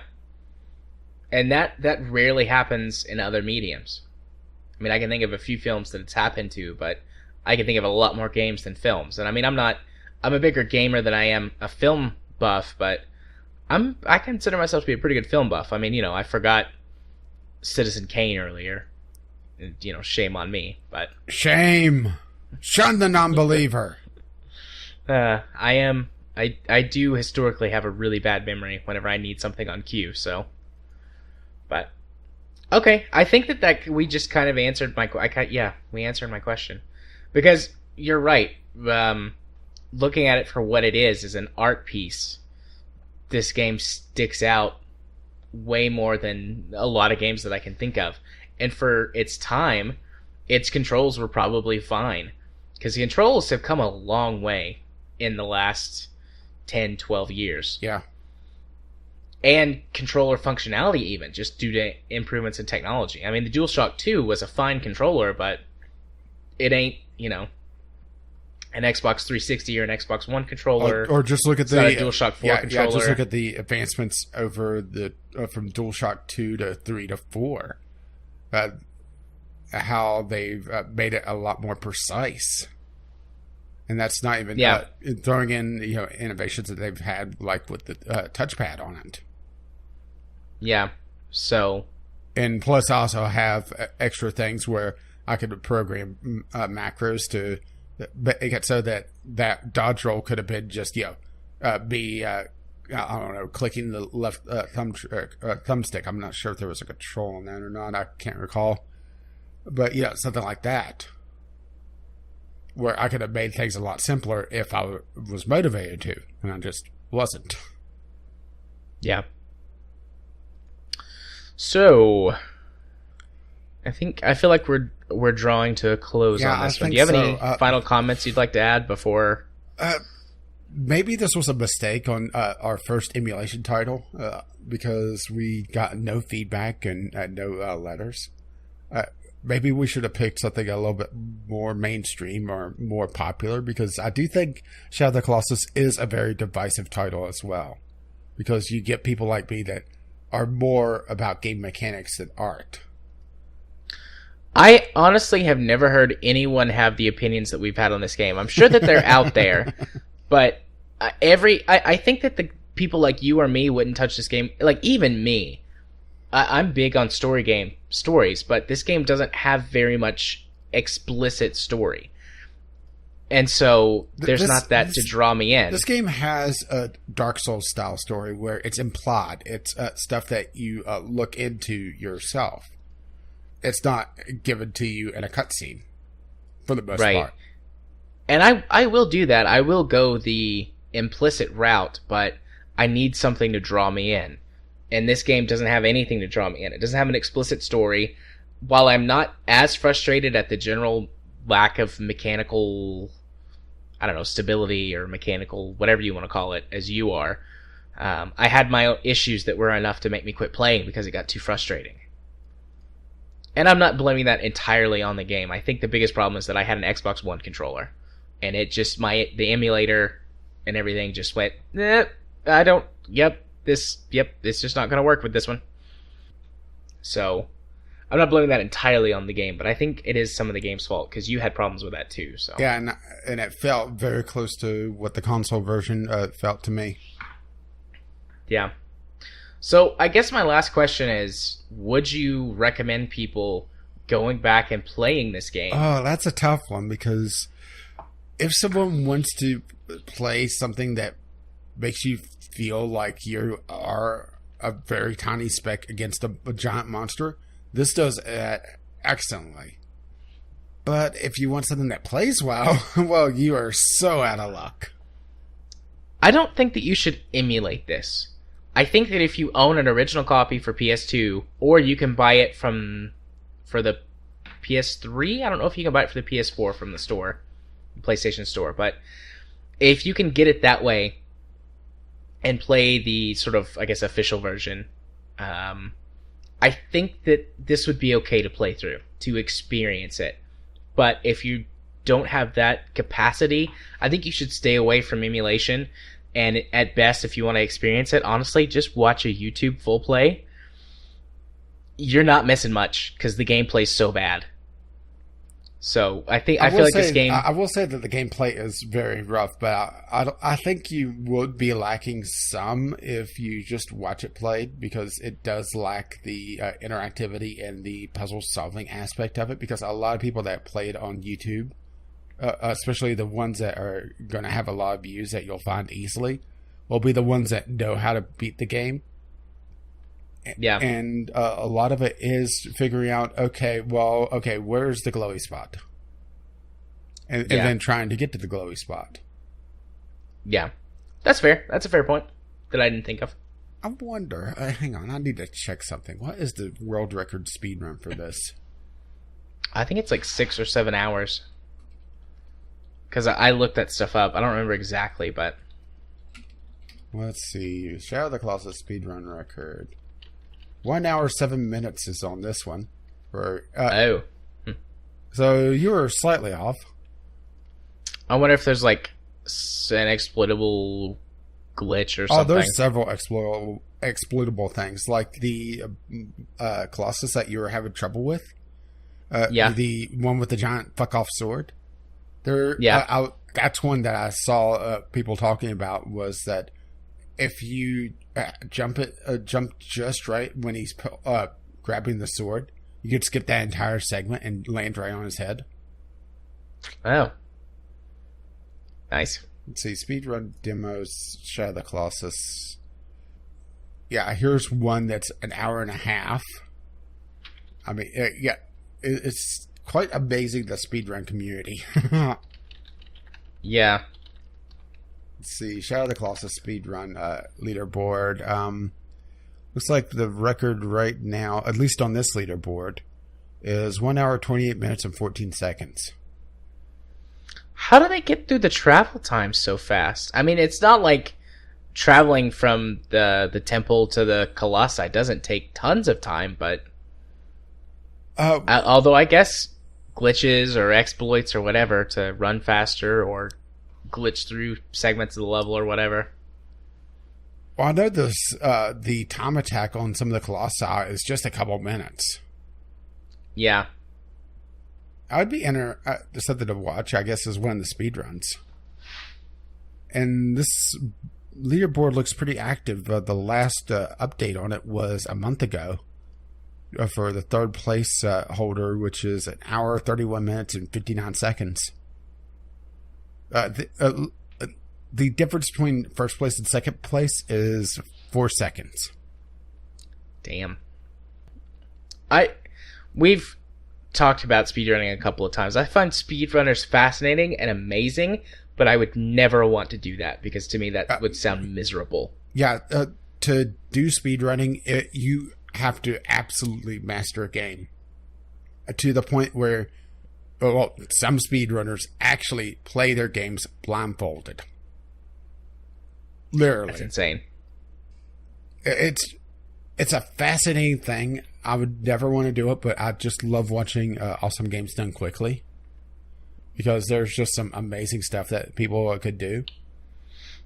And there's some speedrunners that on Twitch that you'll see them practicing their runs where they'll go through like the first few levels of Super Mario Brothers, for example, and just playing it over and over again, trying to master every single little jump. And some of these tricks are frames, not measured in seconds, but individual frames or individual pixels of a frame. It's just absolutely insane and fascinating. Yeah. Okie dokie. I think we are done here. Yep, I think that wraps us on Shadow of the Colossus. So it's time to announce the next Game Club game. And I hope you have your permission slips filled because we are going on another field trip. This time around, we are going to play Brothers, A Tale of Two Sons. And let's have the over-under for that number of times Jared cries. I'm setting the number at 3. And I'm probably going low. We'll see. I will cry once, maybe twice at mini games that I play. I played this game. Okay. I'm lowballing at 3. All right. We'll see.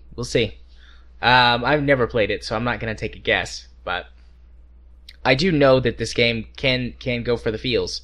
So I'm definitely expecting 2 major cries. Yeah, this is also a very short game. This is an afternoon game. Yeah, which we kind of picked on purpose. We've done several long games. And even though you didn't play Shadow of the Colossus for very long, I still spent a lot more time on it. Looking back, I wish that I had spent on it. Sorry. But hey, look at it this way. This is payback for Crimson Skies. No, that's perfectly fair. So we picked a short game. We were going to do another emulated title, but we had issues with the emulators for the titles. So yeah, I'm pretty sure that the ground wasn't supposed to disco like that. And it's we'll tease this is that it was a flight simulator. And I wouldn't call it a flight simulator. Arcadey, but it's just more teasing Kyle at this point. Yeah. We might come back around and try another one like that at some point, but for now, we're doing Brothers.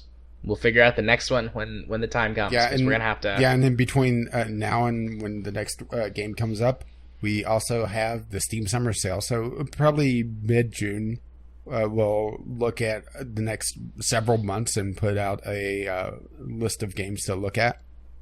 Yeah. Also, we should finally get together and put together a list of games that we intend to play at some point, so that people can look for them cheaply at the summer sale. Yeah, that would be useful. As well. We should do that. We've talked about doing that a couple of times, and we missed both last summer and winter sale. And the spring and the autumn sales are not quite as good usually, so we didn't bother for those. But yeah, that's that. And I need a break, even though we've only been recording for an hour and a half or 40 so. Minutes on the timer from the beginning of the episode. Yeah, we've been on this Skype call for like 2 hours and 2:17. You just 55. Need to get away from me, don't you? I need to go to the bathroom real bad. I have to go slay my own Colossus. So, let's take a quick break, and when we come back, we'll do the news. And we're back, and moving on to our first news topic, Far Cry 5 has an interesting controversy. So, last week, or was it 2 weeks ago, that Far Cry 5 was announced? Last week was when all the trailers came out, and before... Right. The week before, the logo of it came out, and it shot immediately to the top of r/games. Yeah. Everyone thought it was going to be a Western. Yeah, hugely disappointed. Yeah. So, I'm going to describe what the trailers for Far Cry 5 show, in case you haven't seen them. And obviously, Rage, you know. But, dear listener, see if you can figure out what the controversy is about. So, the trailers for Far Cry 5 show a very sort of backwater town in the mountains of Montana. Triggered. So, we're in the United States. There's a whole lot of religious subtext. Triggered. And a cult Triggered. that has taken over a small town. Still triggered. And you come in to try and save the town and kill the cult leaders, who all happen to be white, gun-toting, redneck Americans. So can you tell me what the controversy is? Not enough black people. Though, actually, I'm not joking. That's one of the controversies. I have seen that, yes. But no, the biggest thing is that, oh my gosh, we're killing American Christian people, and we can't have this. And honestly, the religious outrage is kind of the low-hanging fruit on this, because, this is one of those games that seems to be triggering both the left and the right extremes for different reasons. The right are upset because they feel like it reflects them, which they're not incorrect in that. Nope, it definitely reflects them. I know people who would fit into this stereotype or this caricature or whatever you want to call it. Like, I know people that fit this description. And then there's people on the left that are upset that there's no black people. But then at the same time, if there were, they'd be upset that you'd be killing them because they were upset in the previous Far Cry games. It's the Kobayashi Maru. There is no winning situation for this. Except, I guess not launching the game wouldn't be a win either. And I'm not advocating to not do that. I'm actually really happy to see this game do some different things. Yeah, I don't have faith that Far Cry 5 will be a good game because Far Cry 4 wasn't a great game and Far Cry 3 was only okay. But I don't really care about that. I like the fact that they're tackling some different subject matter and trying to kind of peel back this like taboo that we can't go after white America. Well, what's kind of funny is one of the articles that we will be linking to in the show notes talked about how the world has changed quite a bit in the 4-year development cycle of this game, and that is very, very true. Because, especially on the political side of things, it's become a lot more divisive between the left and the right than it has really in my lifetime. How the right has become almost cult-like in some respects. And they can easily see themselves reflected in this because of it. And I definitely understand why they're upset about it. And then the left, the extreme left, they get pissed about everything. I mean, let's be perfectly honest. Yeah, that stereotypical SJW triggered crowd. Oh my gosh, I'm so triggered by this. That's a microaggression. I'm a therapist, and I don't like the idea of microaggressions. Like, there are certain concepts that I think just go too far, and even if they're a true thing, they're not helpful. Microaggressions is one of those things. But I digress. Well, it must absolutely drive you nuts seeing the SJW crowd twist so many things out of your toolkit into just perversions of them. It does. It bothers me, but, you know, you just kind of get used to it. To the point that you see SJW groups try to get segregation back because it creates a safe space for them. Uh-huh. That's really frustrating. Because the idea of safe spaces in therapy is not... It's the therapy room. Yeah, the therapy room. Like, a safe space is a place where that you can go to be open and honest and deal with your issues and not face judgment. Not a place where that you can go in public and not have to worry about criticism. And force out everyone that disagrees with you. Right. Because that is segregation, not a safe space.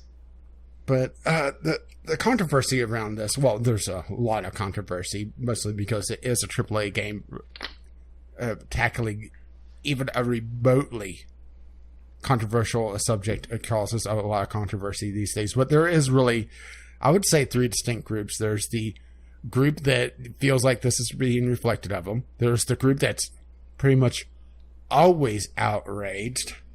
And then there's the group that just really just doesn't give a shit. And I think I fall into the third one and just watching the fire. I feel like there's a fourth group, and I'm in the fourth group, which is people who are really excited to see this and really hope that Ubisoft doesn't back down. Because, we're going to discuss other mediums again, like film and books and art and photography, which I guess technically is art, but you know what I'm getting at.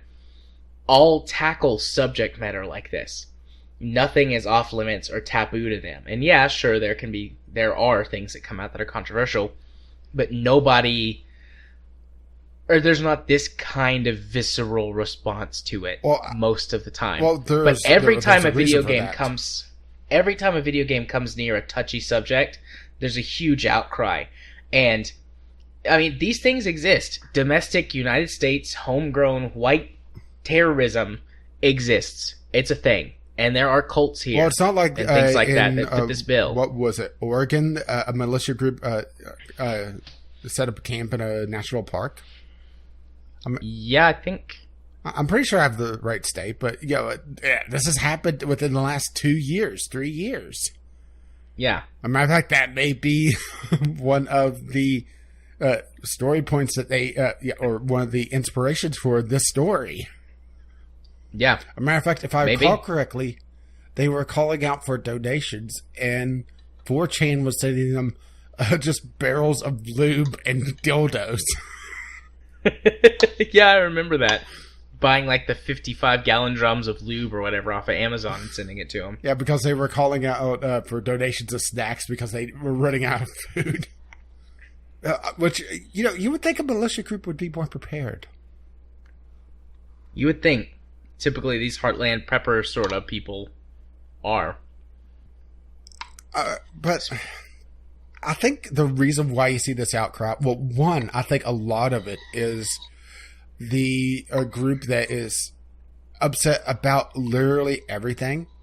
To borrow a line from Anita Sarkeesian, everything is racist, everything is homophobic, and they have to point it all out. Because to them, it literally is. And this is a group that doesn't play video games, but being outraged about video games funds their Patreons. Not that we could really talk about funding Patreons. Yeah, but we don't get outraged about everything. We get outraged about games that suck. Not little trite controversies. Things that shouldn't be controversies. I think another big issue too is it's like this is one of the few games that really points the finger at America and says, hey, you have some shitty stuff going on here too. It's not just the Nazis from Germany. Especially because this is a foreign developer. Yeah. This is the Montreal group of Ubisoft, isn't it? Yeah, I believe so. So yeah, it's our neighbors to the north saying, you're all kind of fucked up. Yeah. And they're not incorrect there. No, they're not. I'm not bothered by this. Like, I fully accept that America has lots of problems. Well, let's put it this way. I've watched the trailer, and and what bothered me most was, this is going to cause so much controversy. Yeah, as soon as I saw the image for it, not even the trailer, just the image. The Last Supper. The Last Supper. I was like, this is going to cause problems. I can't wait to talk about this on the podcast. Yeah. So, do you think we're going to be climbing church steeples? I hope so. I mean, this is a Ubisoft game. It would be the one time climbing towers would be okay. As long as I can ring the bell. No. Ring the church bell. No. What you got to do is you got to climb the church steeple and then snap the cross off the top. And then bang the bell with that. Yeah. Sounds great. But yeah, I really hope Ubisoft doesn't back down from this. They should have to. I think that we need more games that point the finger at America, and it's not just because of the Trump administration and the current political environment. Just like that's what art should do. It should reflect the issues with culture, and American culture rarely gets the finger pointed at it because, I mean, it's America. The dominant culture in a lot of media. Yeah, yeah. And so nobody points the finger at them very often. It's one of those, like, I think, anyways, this is just my opinion, I think that it's, you don't bite the hand that feeds you. But the market is changing. The world environment is changing. And it was even before Trump came along and kind of pushed America down a bit. But it was all changing anyways before then. And I think that this is just the natural progression of that market change. And, it was a different world when the game entered development. And now just the issues that they were tackling have been thrust a lot more into the limelight. Well, one thing about the current political environment. It should be able to make you feel uncomfortable. And that's something that video games is kind of skirted around. You still get you get things like that in indie games like Papers, Please, where you feel uncomfortable about some of the choices you have to make. This War of Mine, that's another good example of that. You feel uncomfortable about really just stealing supplies from other people, and essentially, if you're not killing them outright, condemning them to death. Yeah. But you don't really see that in AAA gaming. And I think a reason for that is that there's still this mentality in mass media where games are toys. Yeah. I mean, just look at the controversy with Mass Effect and the sex scenes in it. The full frontal nudity. It's not full frontal nudity in Mass Effect, but it sells headlines. It gets people to watch. It gets the attention. Yeah. And it's the same thing here, where it's just people being outraged, for some of it for the sake of being outraged to, that's how they that's how they pay their paychecks. That's, that's their paycheck is, getting on Twitter and talking about how sexist it is that the trailer was showing a woman being drowned or being baptized. But, let's face it, she's likely being killed in that. Because that's a very rough baptism. And it's just that mentality of, well, this shouldn't be in a game because it's a toy. It's for children.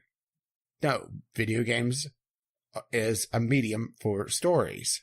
It's like saying that all animation has to be for toddlers. It has to be for kids. It doesn't. Yeah. I mean, gaming's primary demographic, excuse me, at this point are adults, because all the kids that grew up playing games are now playing games as adults. And there's way more of them than there are kids today playing. And that trend is likely to continue. Yeah, but once again, it's just we've held on to this old mentality and just never been able to shake it. And yeah, I think it's going to have to die out with the generation. With the older generation, because that's the ones that are looking at video games and saying, well, this is a waste of time. You're just goofing around. This can't tell a good story. Yep. I agree. Just like with a lot of things that are going to have to, the older generation is going to have to die out before we can do anything about it. Wink, wink, nudge, nudge. I'm going to have to do some serious editing on my end. I'm muted, but I had a coughing fit while you were talking. My gelato, I think, aggravated my throat, made me cough. You had a little something caught in your throat? I did. Wait, who's gelato? Wouldn't you like to know? But okay. Is there any other aspects of this that you want to talk about? At this point, no.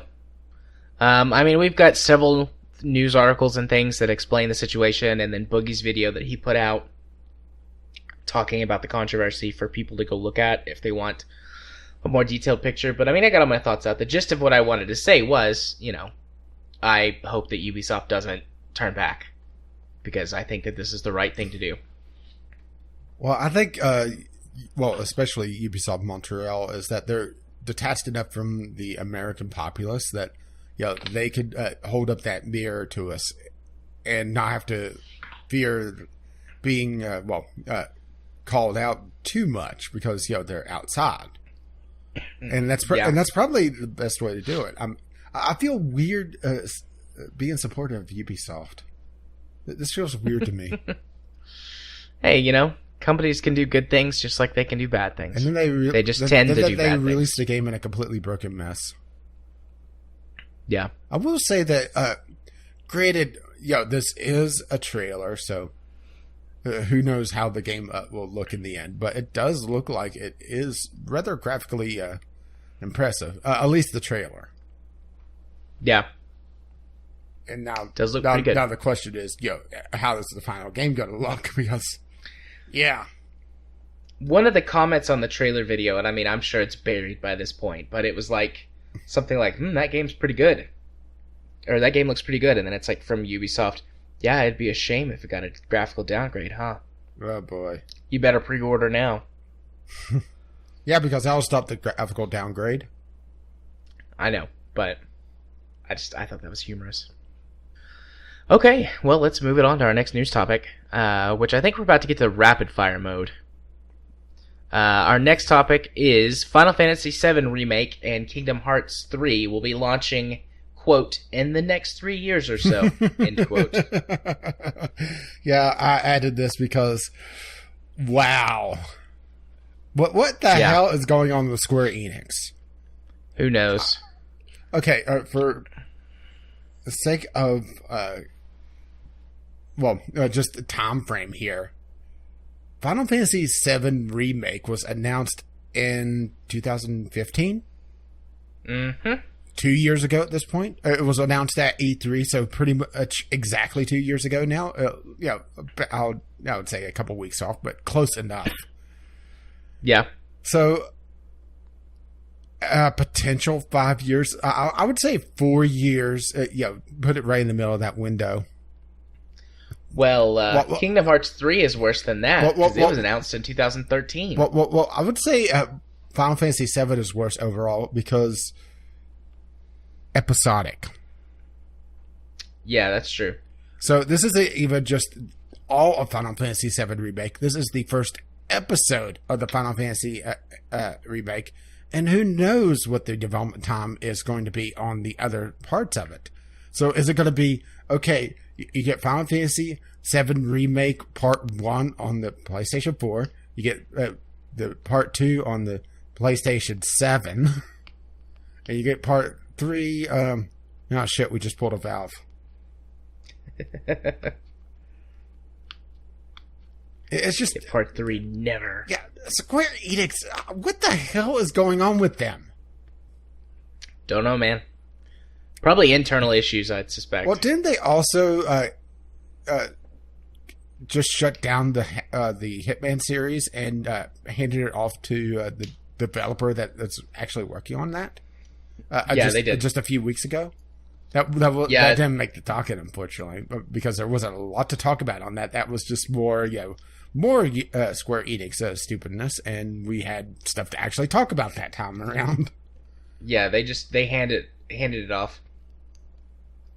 Supposedly, they're not going to be doing any more in-house work on it. And they also shut down Deus Ex Mankind Divided. They canceled the sequel to that. And the thing is that the infuriating thing on that one is that they cut off the ending to add it to, or to flesh it out, supposedly, for the third game of the series, and now you're not getting that, so you have dangling plot threads in the second one. Yep. I actually took it off my wish list. They must be making a fuck ton of money off of Final Fantasy XIV. The MMO. They have to be. Yeah, they're either that or, they have a tape of someone doing something, but maybe they have Trump's P-tape. Oh. Sorry. Maybe so. I couldn't help myself. Where would their money be coming from now that I think about it? I mean, Final Fantasy legacy sales, I guess, of older Final Fantasy games and Final Fantasy XIV, because they haven't made very many games in the last couple of years. I'm bringing up their game list now to.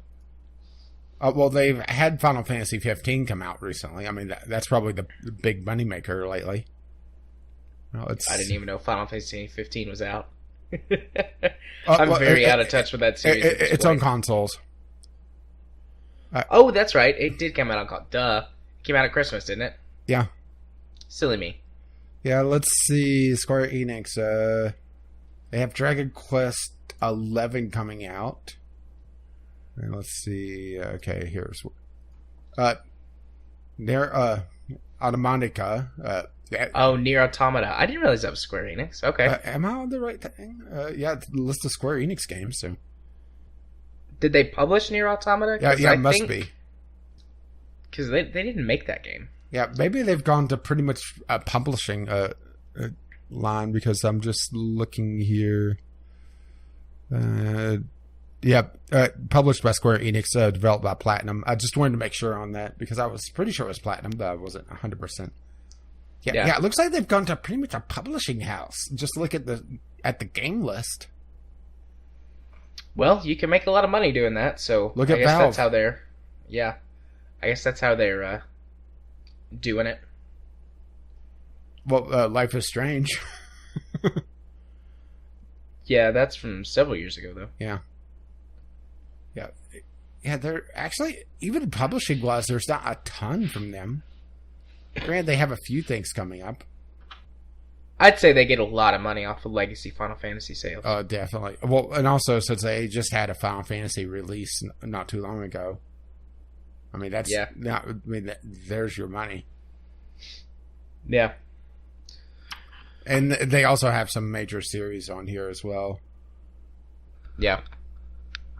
It's just, it's mind-boggling that 5 years, potentially, from the announcement, never mind the fact that that Final Fantasy VII Remake was being teased for ages. As a matter of fact, was it a tech demo for the PlayStation 3? Because I don't know about that. Because I've never heard that before. Didn't they do a remaster of the trade sequence for PlayStation 3? I don't know. Now I'm just looking this up. Because I'm... yes, they did. Final Fantasy VII technical demo in 2005. Dang. So this is something that they've teased for a decade. I'm just going to say Square Enix doesn't know what the fuck they're doing. They're up to Peter Molyneux levels of ineptitude. Especially, how do you fuck up Deus Ex?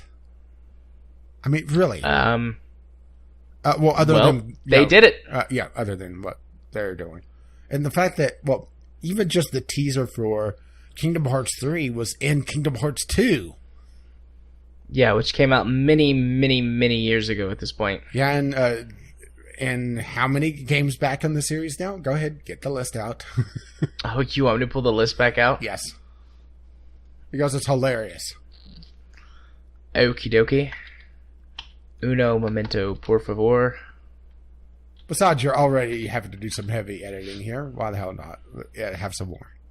Alright, so the list of Kingdom Hearts games. Let's just, before we get into that. Kingdom Hearts 2 released in 2007. Okay. So 10 years since they teased Kingdom Hearts 3. Man, they're going for Duke Nukem Forever levels of development hell. And Kingdom Hearts 3 has been in development for at least 4 years. Probably more, because they announced it at E3 2013. Anyways, so yeah, there's a lot of Kingdom Hearts games. There's Kingdom Hearts, which is fine. Alright, whatever. Kingdom Hearts Chain of Memories. Pretty normal right there. Kingdom Hearts 2, super bland. Kingdom Hearts Coded. I'm pretty sure all the Kingdom Hearts games have been coded. Kingdom Hearts Coded is sounds a little odd, but whatever. Then you get to Kingdom Hearts 358 over 2 days. And it's like divided by 2 days. That's sort of over 2 days. You said 358? 358 divided by 2 days. Okay, so Kingdom Hearts 179. Nice. Then Kingdom Hearts Birth by Sleep. That's a weird name. It's Japanese. Kingdom Hearts 3D Dream Drop Distance. Electric Boogaloo. Championship Edition. I thought it was Dream Drop Disco when we talked about it before. And you know what? Dream Drop Disco would have worked as well. It would have been more normal. Then there's Kingdom Hearts X, Kingdom Hearts Unchained X, Kingdom Hearts Mobile, Kingdom Hearts Triple X, Kingdom Hearts HD 1.5 Remix, Kingdom Hearts HD 2.5 Remix, Kingdom Hearts HD 2.8 Final Chapter Prologue, Turbo, and then Kingdom Hearts HD 1.5 plus 2.5 Remix. So, they've got some weird names. You know, it must be tough to be a Kingdom Hearts fan. What's your favorite game, man? Dream Drop Distance 2.5 HD X Prologue Chapter Remix. Whoa, mine too, bro. I don't know why I just went there. I've wondered that a lot for you. Not just tonight. Fair enough. Fair enough. Well, I don't have anything else to add to this topic. It's more just beggar's belief that Square Enix has dragged their feet this long. Or more, it's... yeah. I think they may announce the game and then realize that what they have wasn't working. At least I hope that's what it is. I mean, granted, I think Final Fantasy VII is probably the safe bet. They could put that on pretty much anything and sell it. That's pretty much the fan favorite of the Final Fantasy series, isn't it?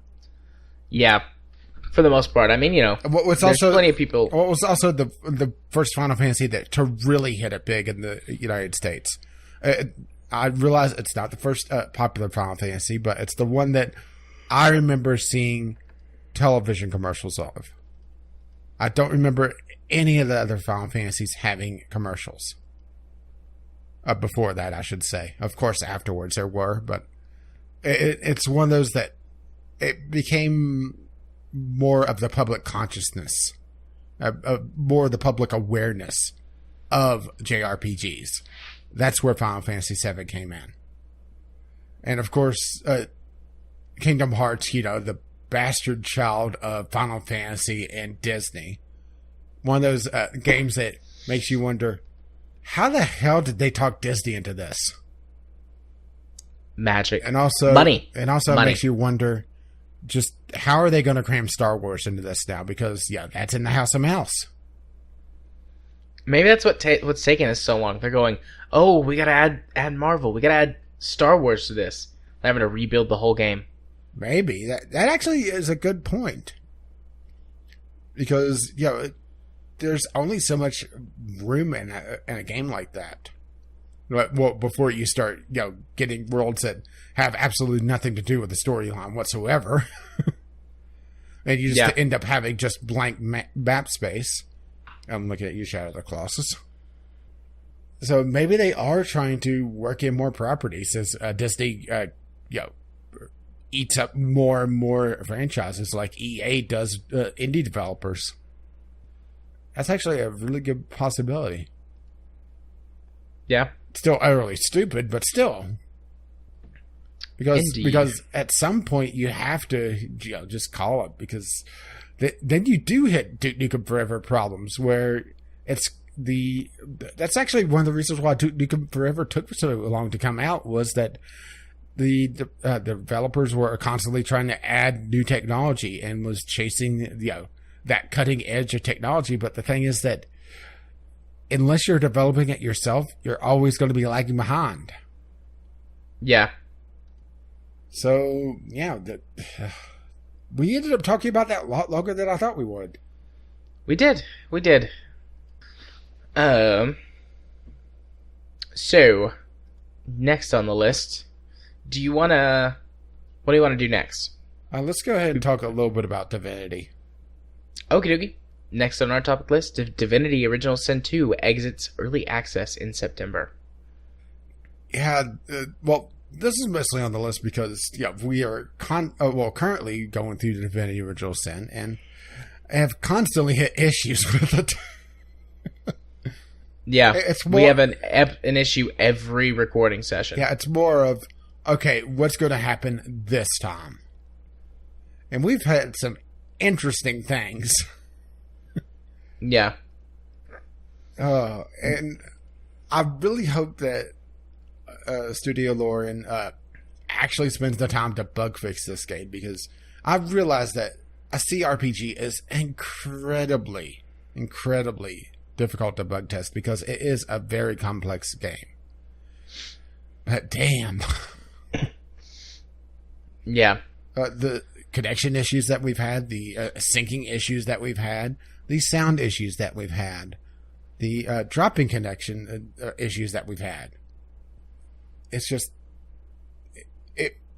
Divinity Original Sin still feels a bit like an early access game. A late early access game, but an early access game. And this is the enhanced edition. Yeah, the edition that was released on consoles as well. Yeah. It's just one of those things that it needs more polish, and I hope that because Divinity was such a hit, and that Divinity Original Sin 2 was another Kickstarter darling, even though I'm not sure if I agree with going back to the well with Kickstarter. That's an interesting topic of discussion. Should a gaming studio that was highly successful with a Kickstarter game go back to Kickstarter? I don't have a problem with it, as long as they do it properly.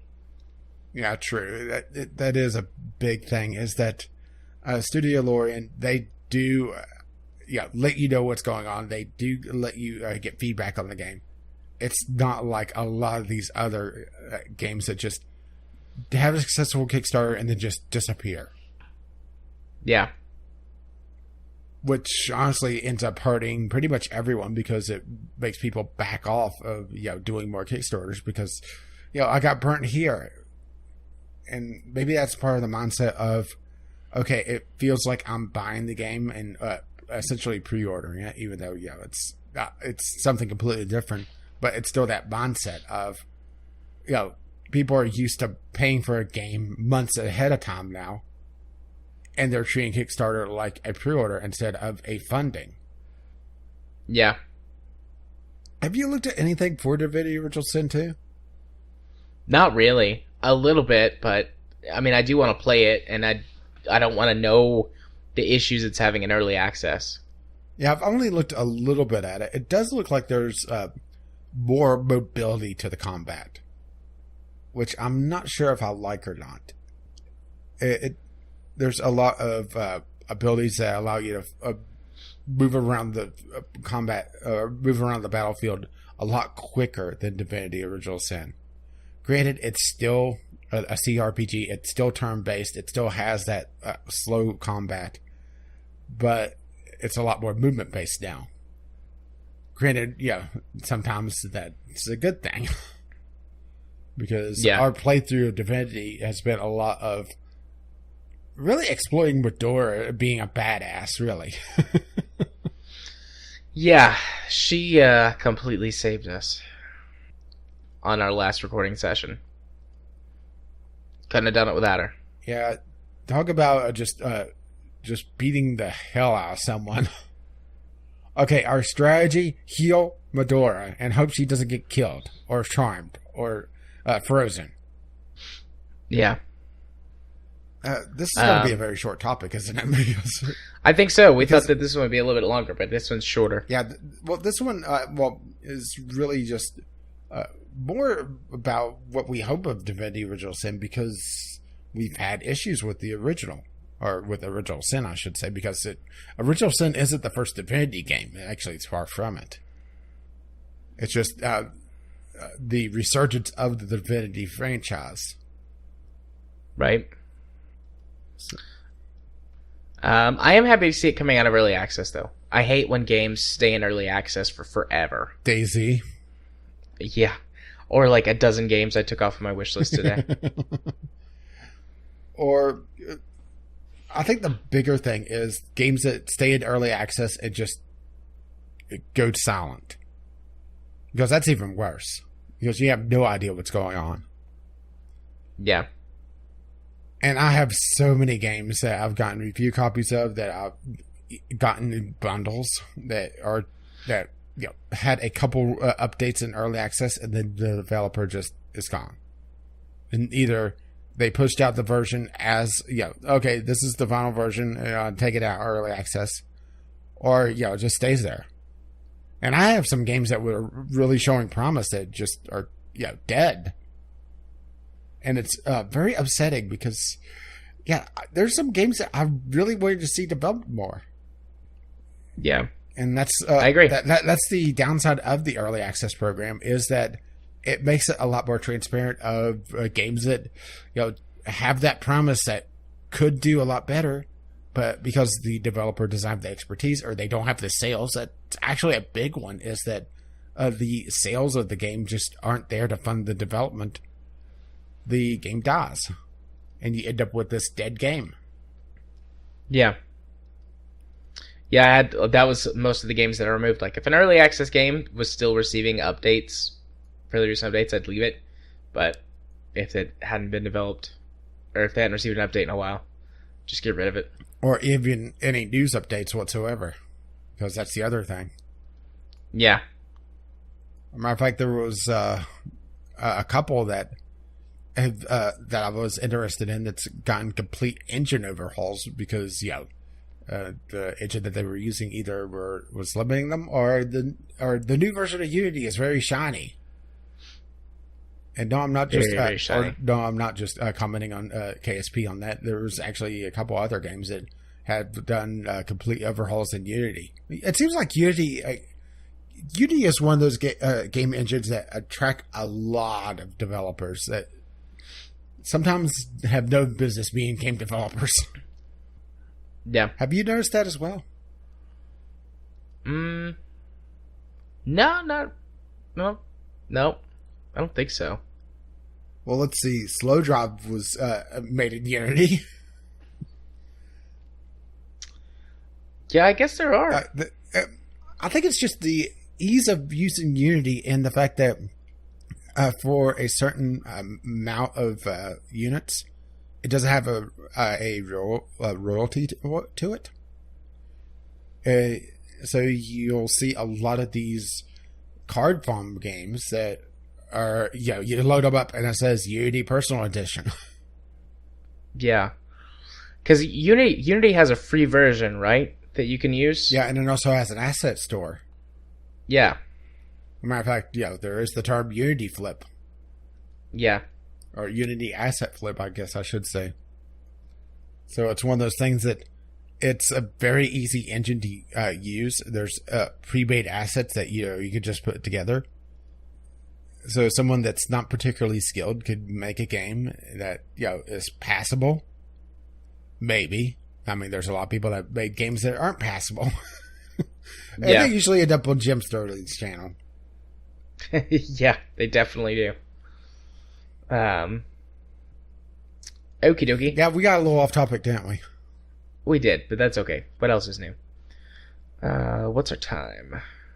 2:20. All right. Do you want to talk about E3, or do you want to? I don't have a lot to talk about on E3, actually. Okay, let's just go ahead and skip that one then. We're going to have a lot to talk about at E3 in a couple of weeks. Yeah, that's very true. So we'll just skip that topic for this week, and we'll move straight into our community corner, which has one late email from Jim. Let me pull that up here. I've got too many tabs going. And I'll go ahead and read through it. It's fairly short. But Jim had a response to when I was talking about VR so much last week. He says, I have a few comments regarding your Gear VR discussion last week.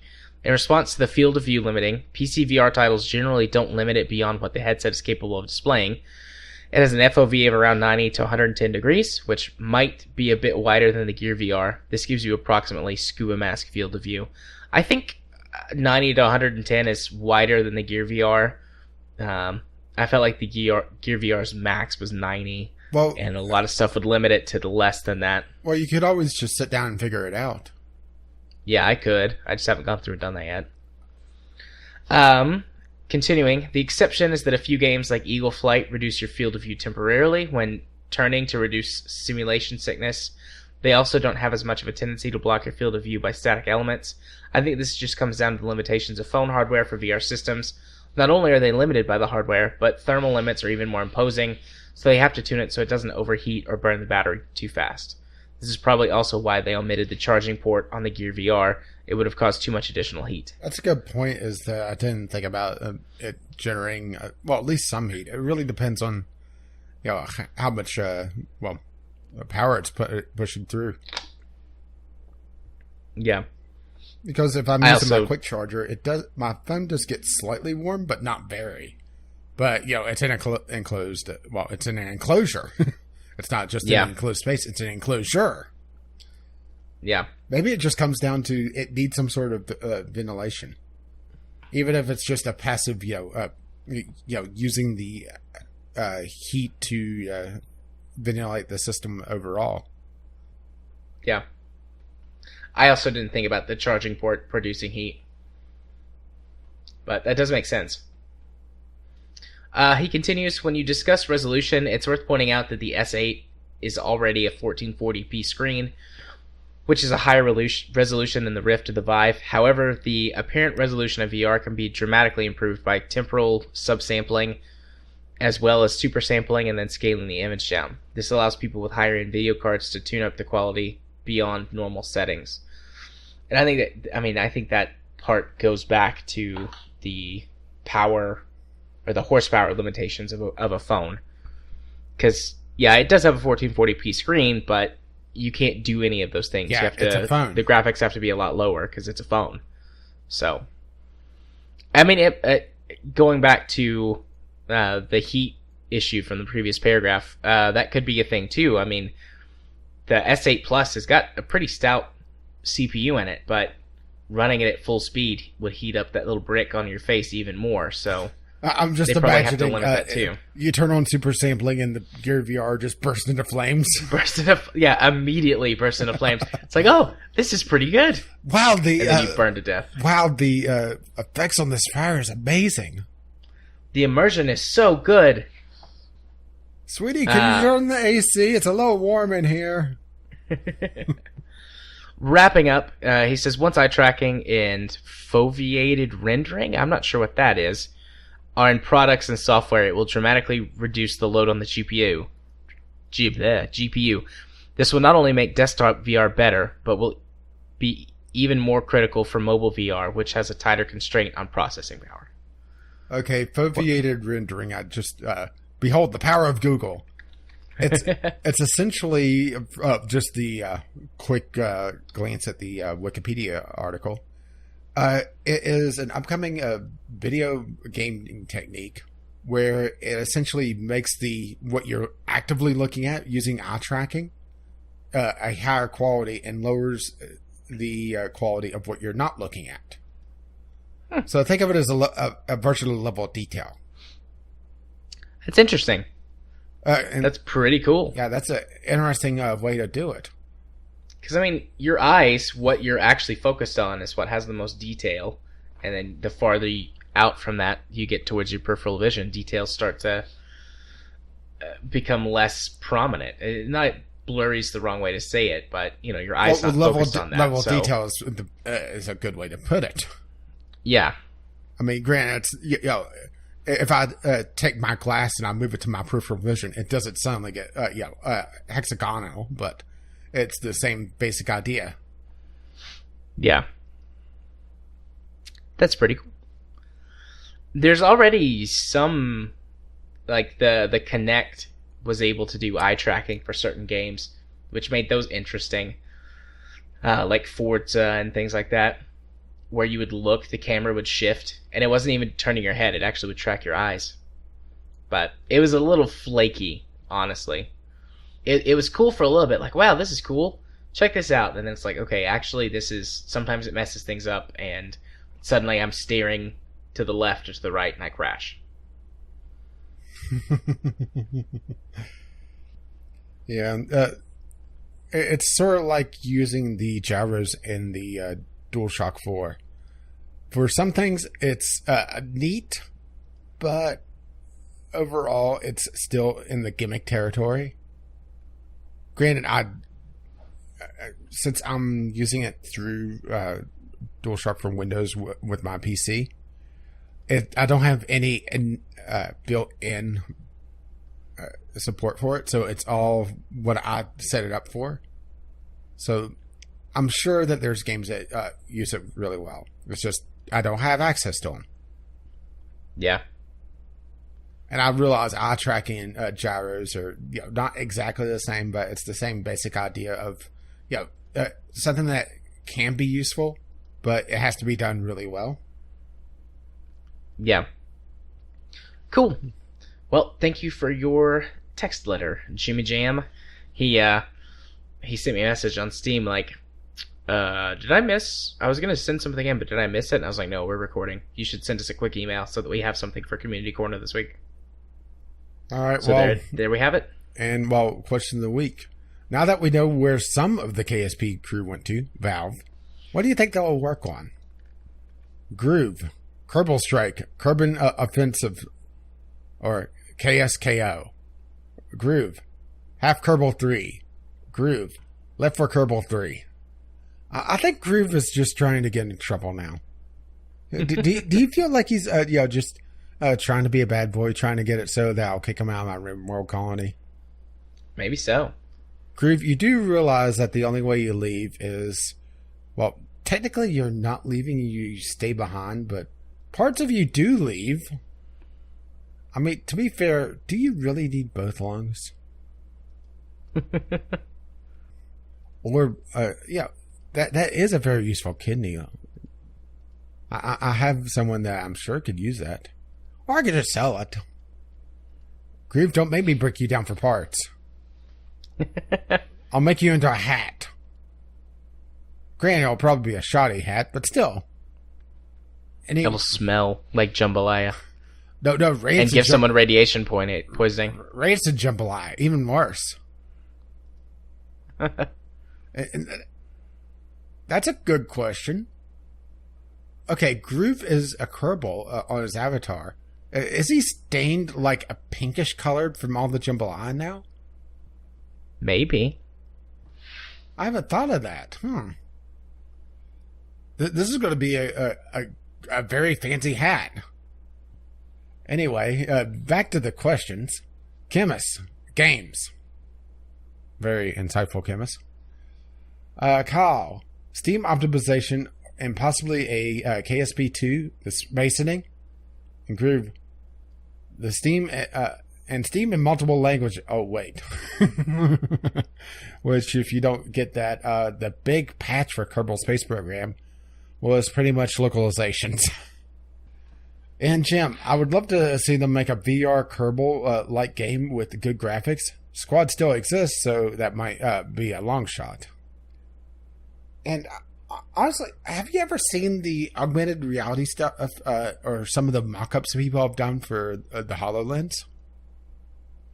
Jared? No, I have not. There's some really interesting things, and that's something that I would love to see more people talk about is augmented reality, not virtual reality.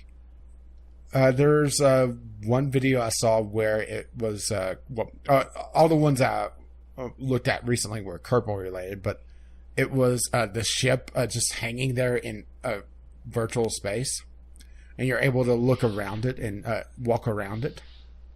Mm-hmm. There was another one where it was looking at the computer screen, and off to the left on the desk was the mun, and it was showing your current orbit around it. I would love that. And then, of course, there was a little rover going around a table and showing the terrain near it. So I would love to see more augmented reality as well. Granted, really the only game in town for that right now is the HoloLens I can think of. Because all the VR stuff just doesn't have the ability to it because they don't have the cameras on them. Yeah. But anyway, that was the question of the week, and we got a little off track once again. If you wish to email us, you can find us at vglpodcast@gmail.com or tweet us, VGL Podcast, on Twitter. And the question of the week appears there at some point Friday afternoon. Awesome possum. Did I just get a spray? No. Sorry. I adjusted my mic. Ah. It might have made noise, but it was not as boring. Now I'm disappointed.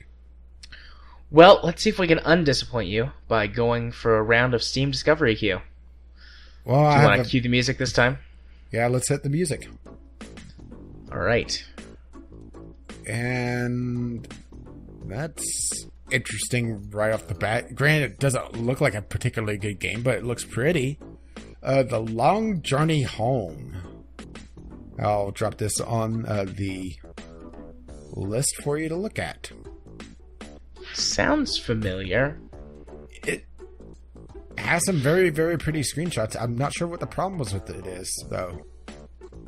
Because it's one of those games that it looks like it could be right up my alley, but it looks like the main thing is that it's a very shallow game. Pull this up here. People are saying basically it's FTL with a crappier mechanic of having to fly around the galaxy. I've got this on my wish list. That's why it sounds familiar. Oh, well, there you go. And then immediately it gives me Black Desert Online, which is something that's very tempting. It's an MMO that has the buy-in like Guild Wars, but it is also very cheap. Yeah, I've seen Black Desert before, I believe. It didn't look very interesting to me if I remember properly what it is. Well, but it looks like you're pretty much run-of-the-mill MMO. It has some very beautiful graphics. Well, for an MMO. Well, it would help if I grabbed the URL. The thing is, I'm not sure what they do particularly different here. And that's the thing. It does look like they have a fair number of classes with more coming soon, so... This looks interesting. Rime, R-I-M-E. It reminds me of Journey. Very, very pretty environments. Looks like a bit of some light platforming and puzzling. A lot of exploration. Well, I never even mentioned... okay, Long Journey Home. Game similar that you played. Celestial Command and Endless Space. Black Desert Online, Path of Exile, and Shadow of Mordor. And my third game on the list is another one that is going to go on the list. Sonic Mania. It's an upcoming Sonic game. It's a 2D Sonic game. Looks like it's right off the Genesis. No idea how well it's going to play, because that's been a big problem for Sonic games, is that a Sonic the Hedgehog game has to play like the older Sonic the Hedgehog games, especially the 2D Sonic games like this one. I mean, one of the screenshots looks like it's right off the Genesis in Green Hill Zone. And if you mess with how the physics work in a Sonic game, it's just going to off-put a lot of people. Anyway, they're suggesting this because I played Gunmetal Arcadia and Rocket Bird's Hard Boiled Chicken. Because, I played those and not Sonic CD. I just got ROM. Oh. Here's a bad one that's going to go on the list. SOS Survival. This looks like a Unity, potentially asset flip survival game that none of the assets seem to match together. That's why I'm saying it might be an asset flip. But the description has got several typos in it, and its English is bad. Oh boy. And it should feel bad? Yeah. And then down at the bottom, it's got 2 reviews. One that I think is from a real person that says, "Game crashed every time I tried to play it. This game is trash."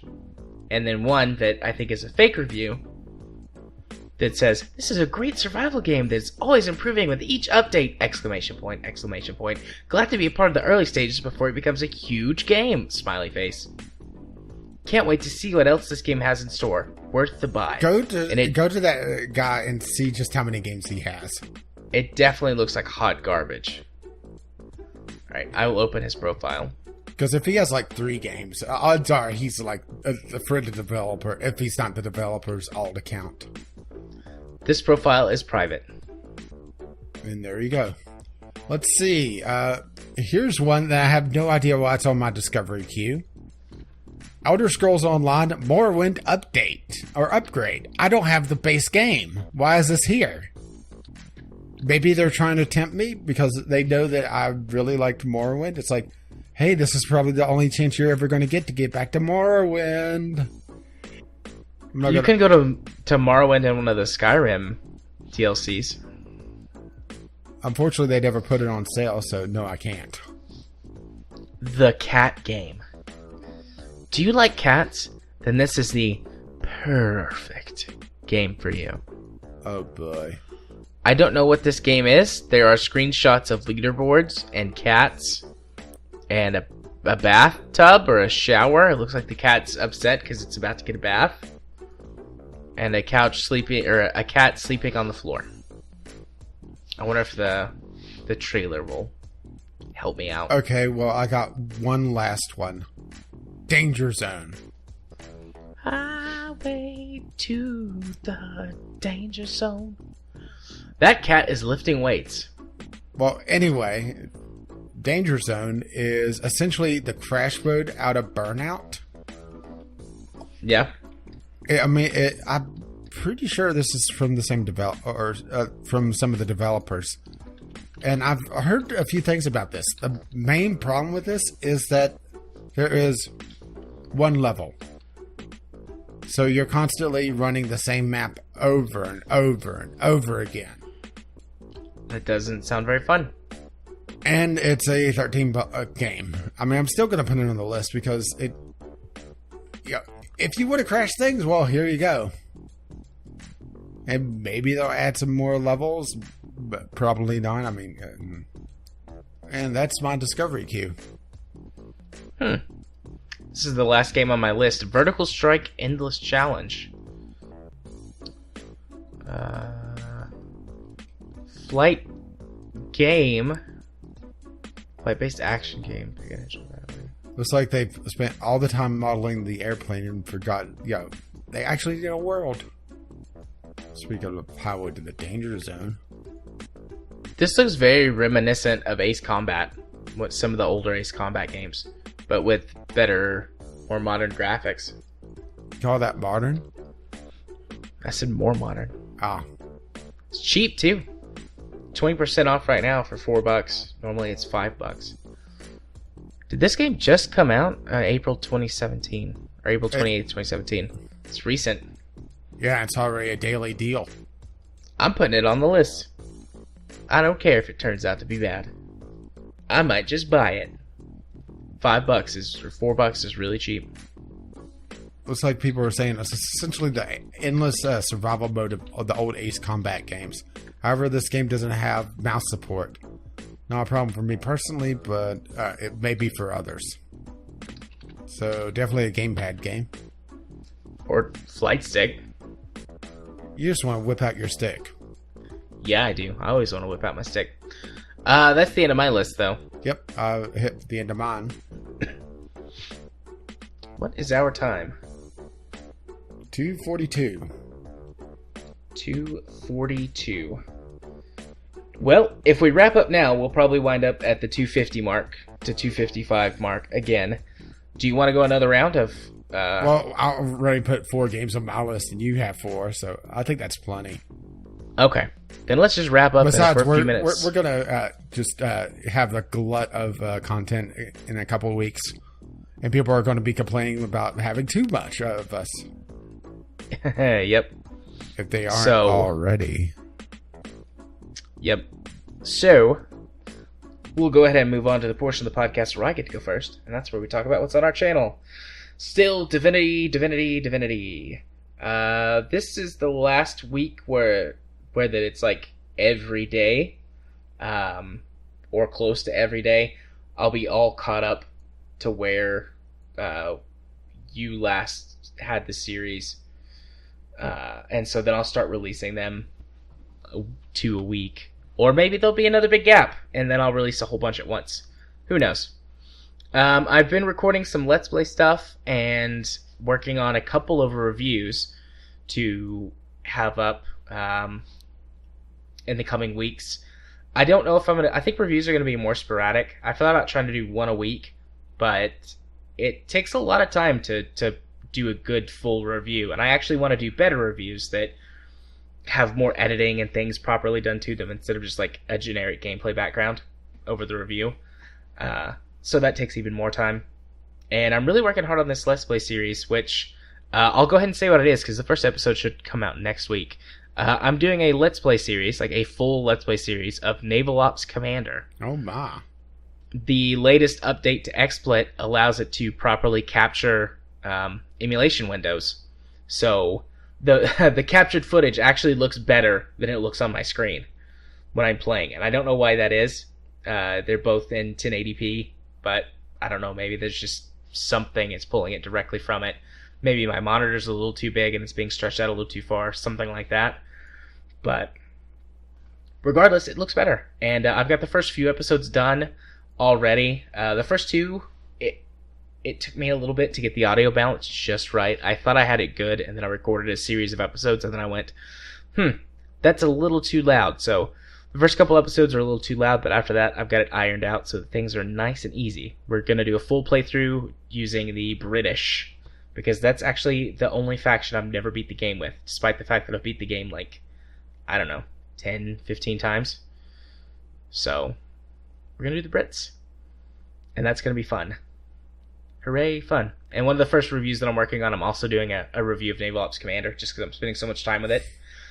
And I've always wanted to do a review of it, and I never have, so. But that's actually a really difficult review, because I have to go through the history of the series, because the ones that came to the US are kind of in the middle of this Japanese series.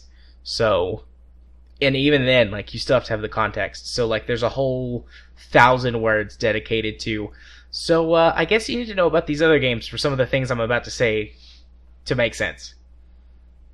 And that's been really difficult to write, because I don't want to waste a whole bunch of time on it, but at the same time, I feel like anyone that's going to come watch this review needs to know what's going on.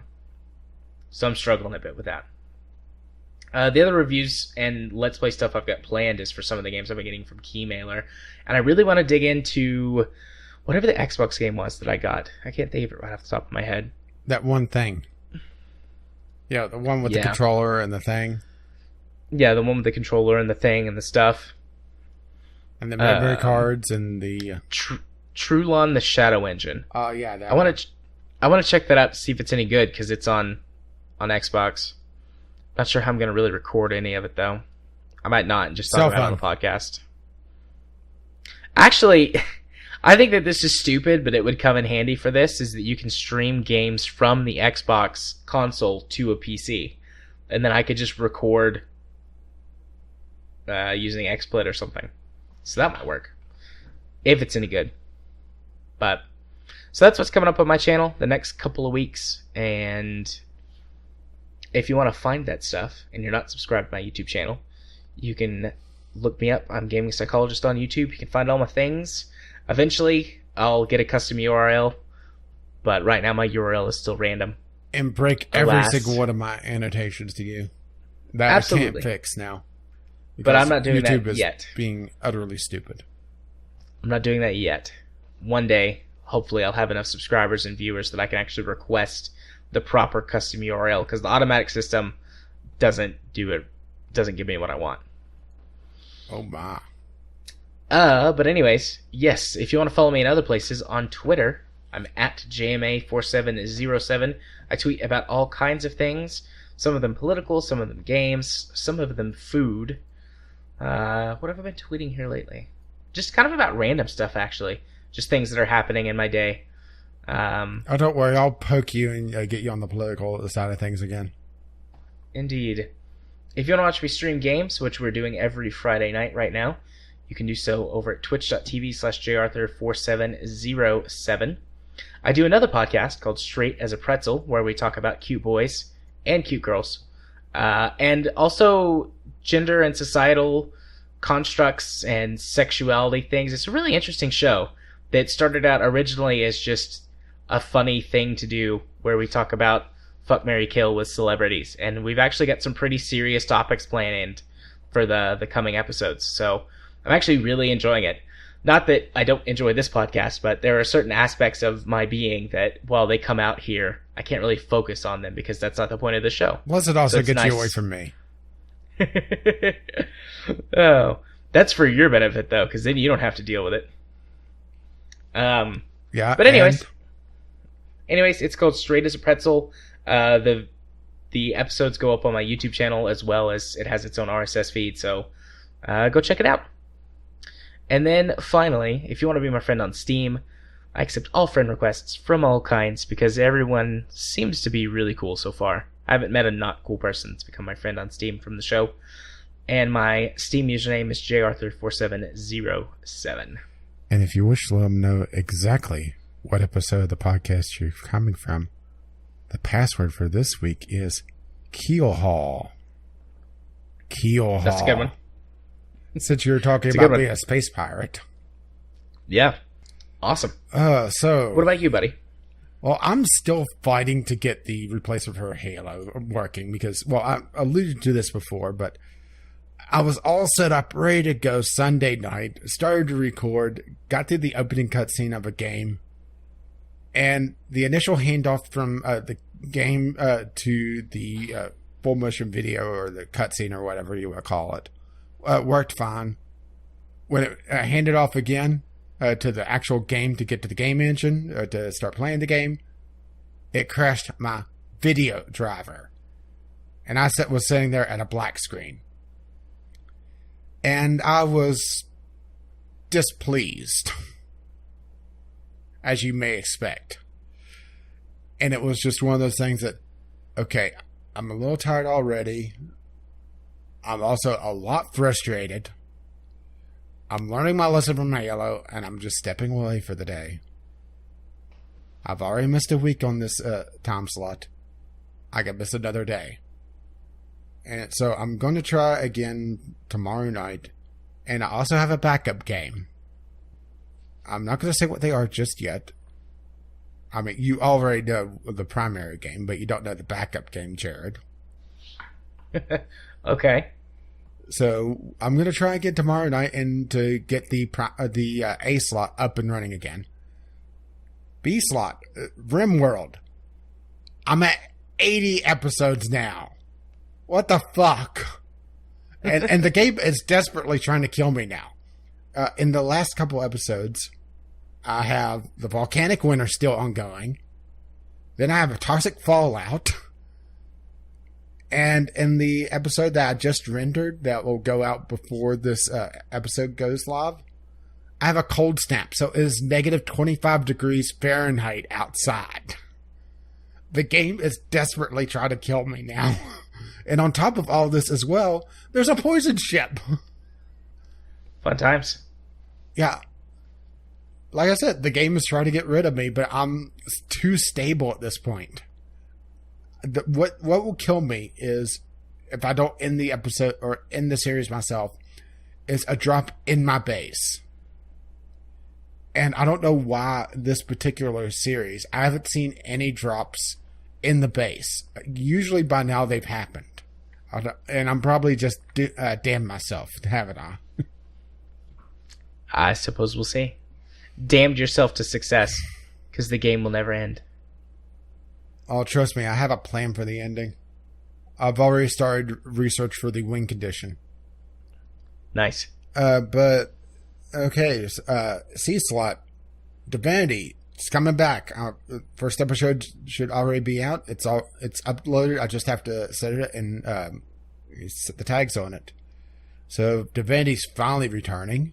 I think I'm still, about 5 episodes ahead of you? I think my last one I have uploaded is 32?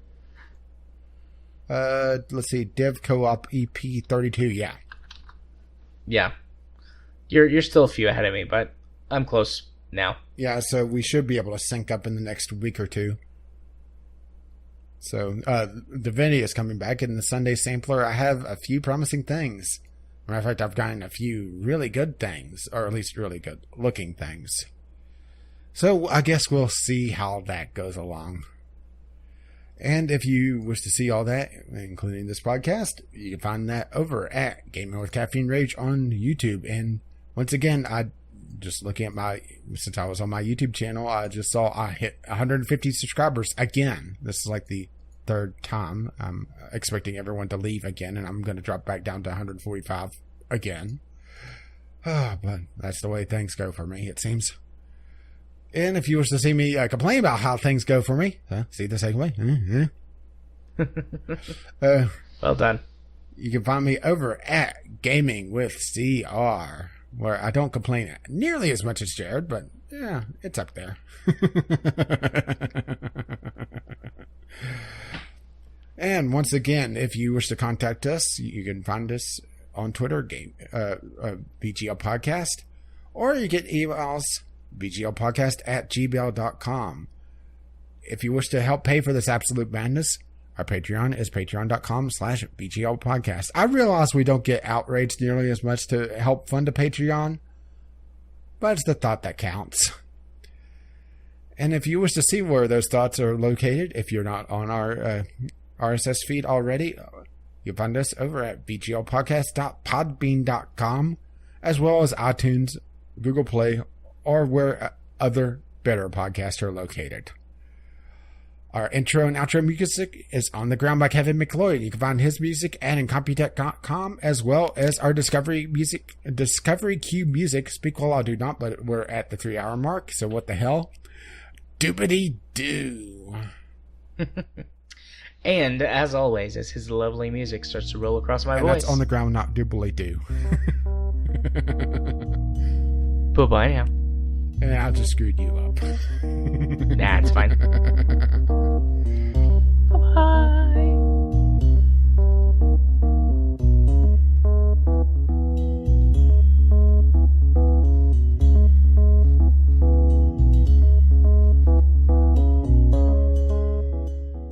And to think, we got through the entire episode and never mentioned that it's episode,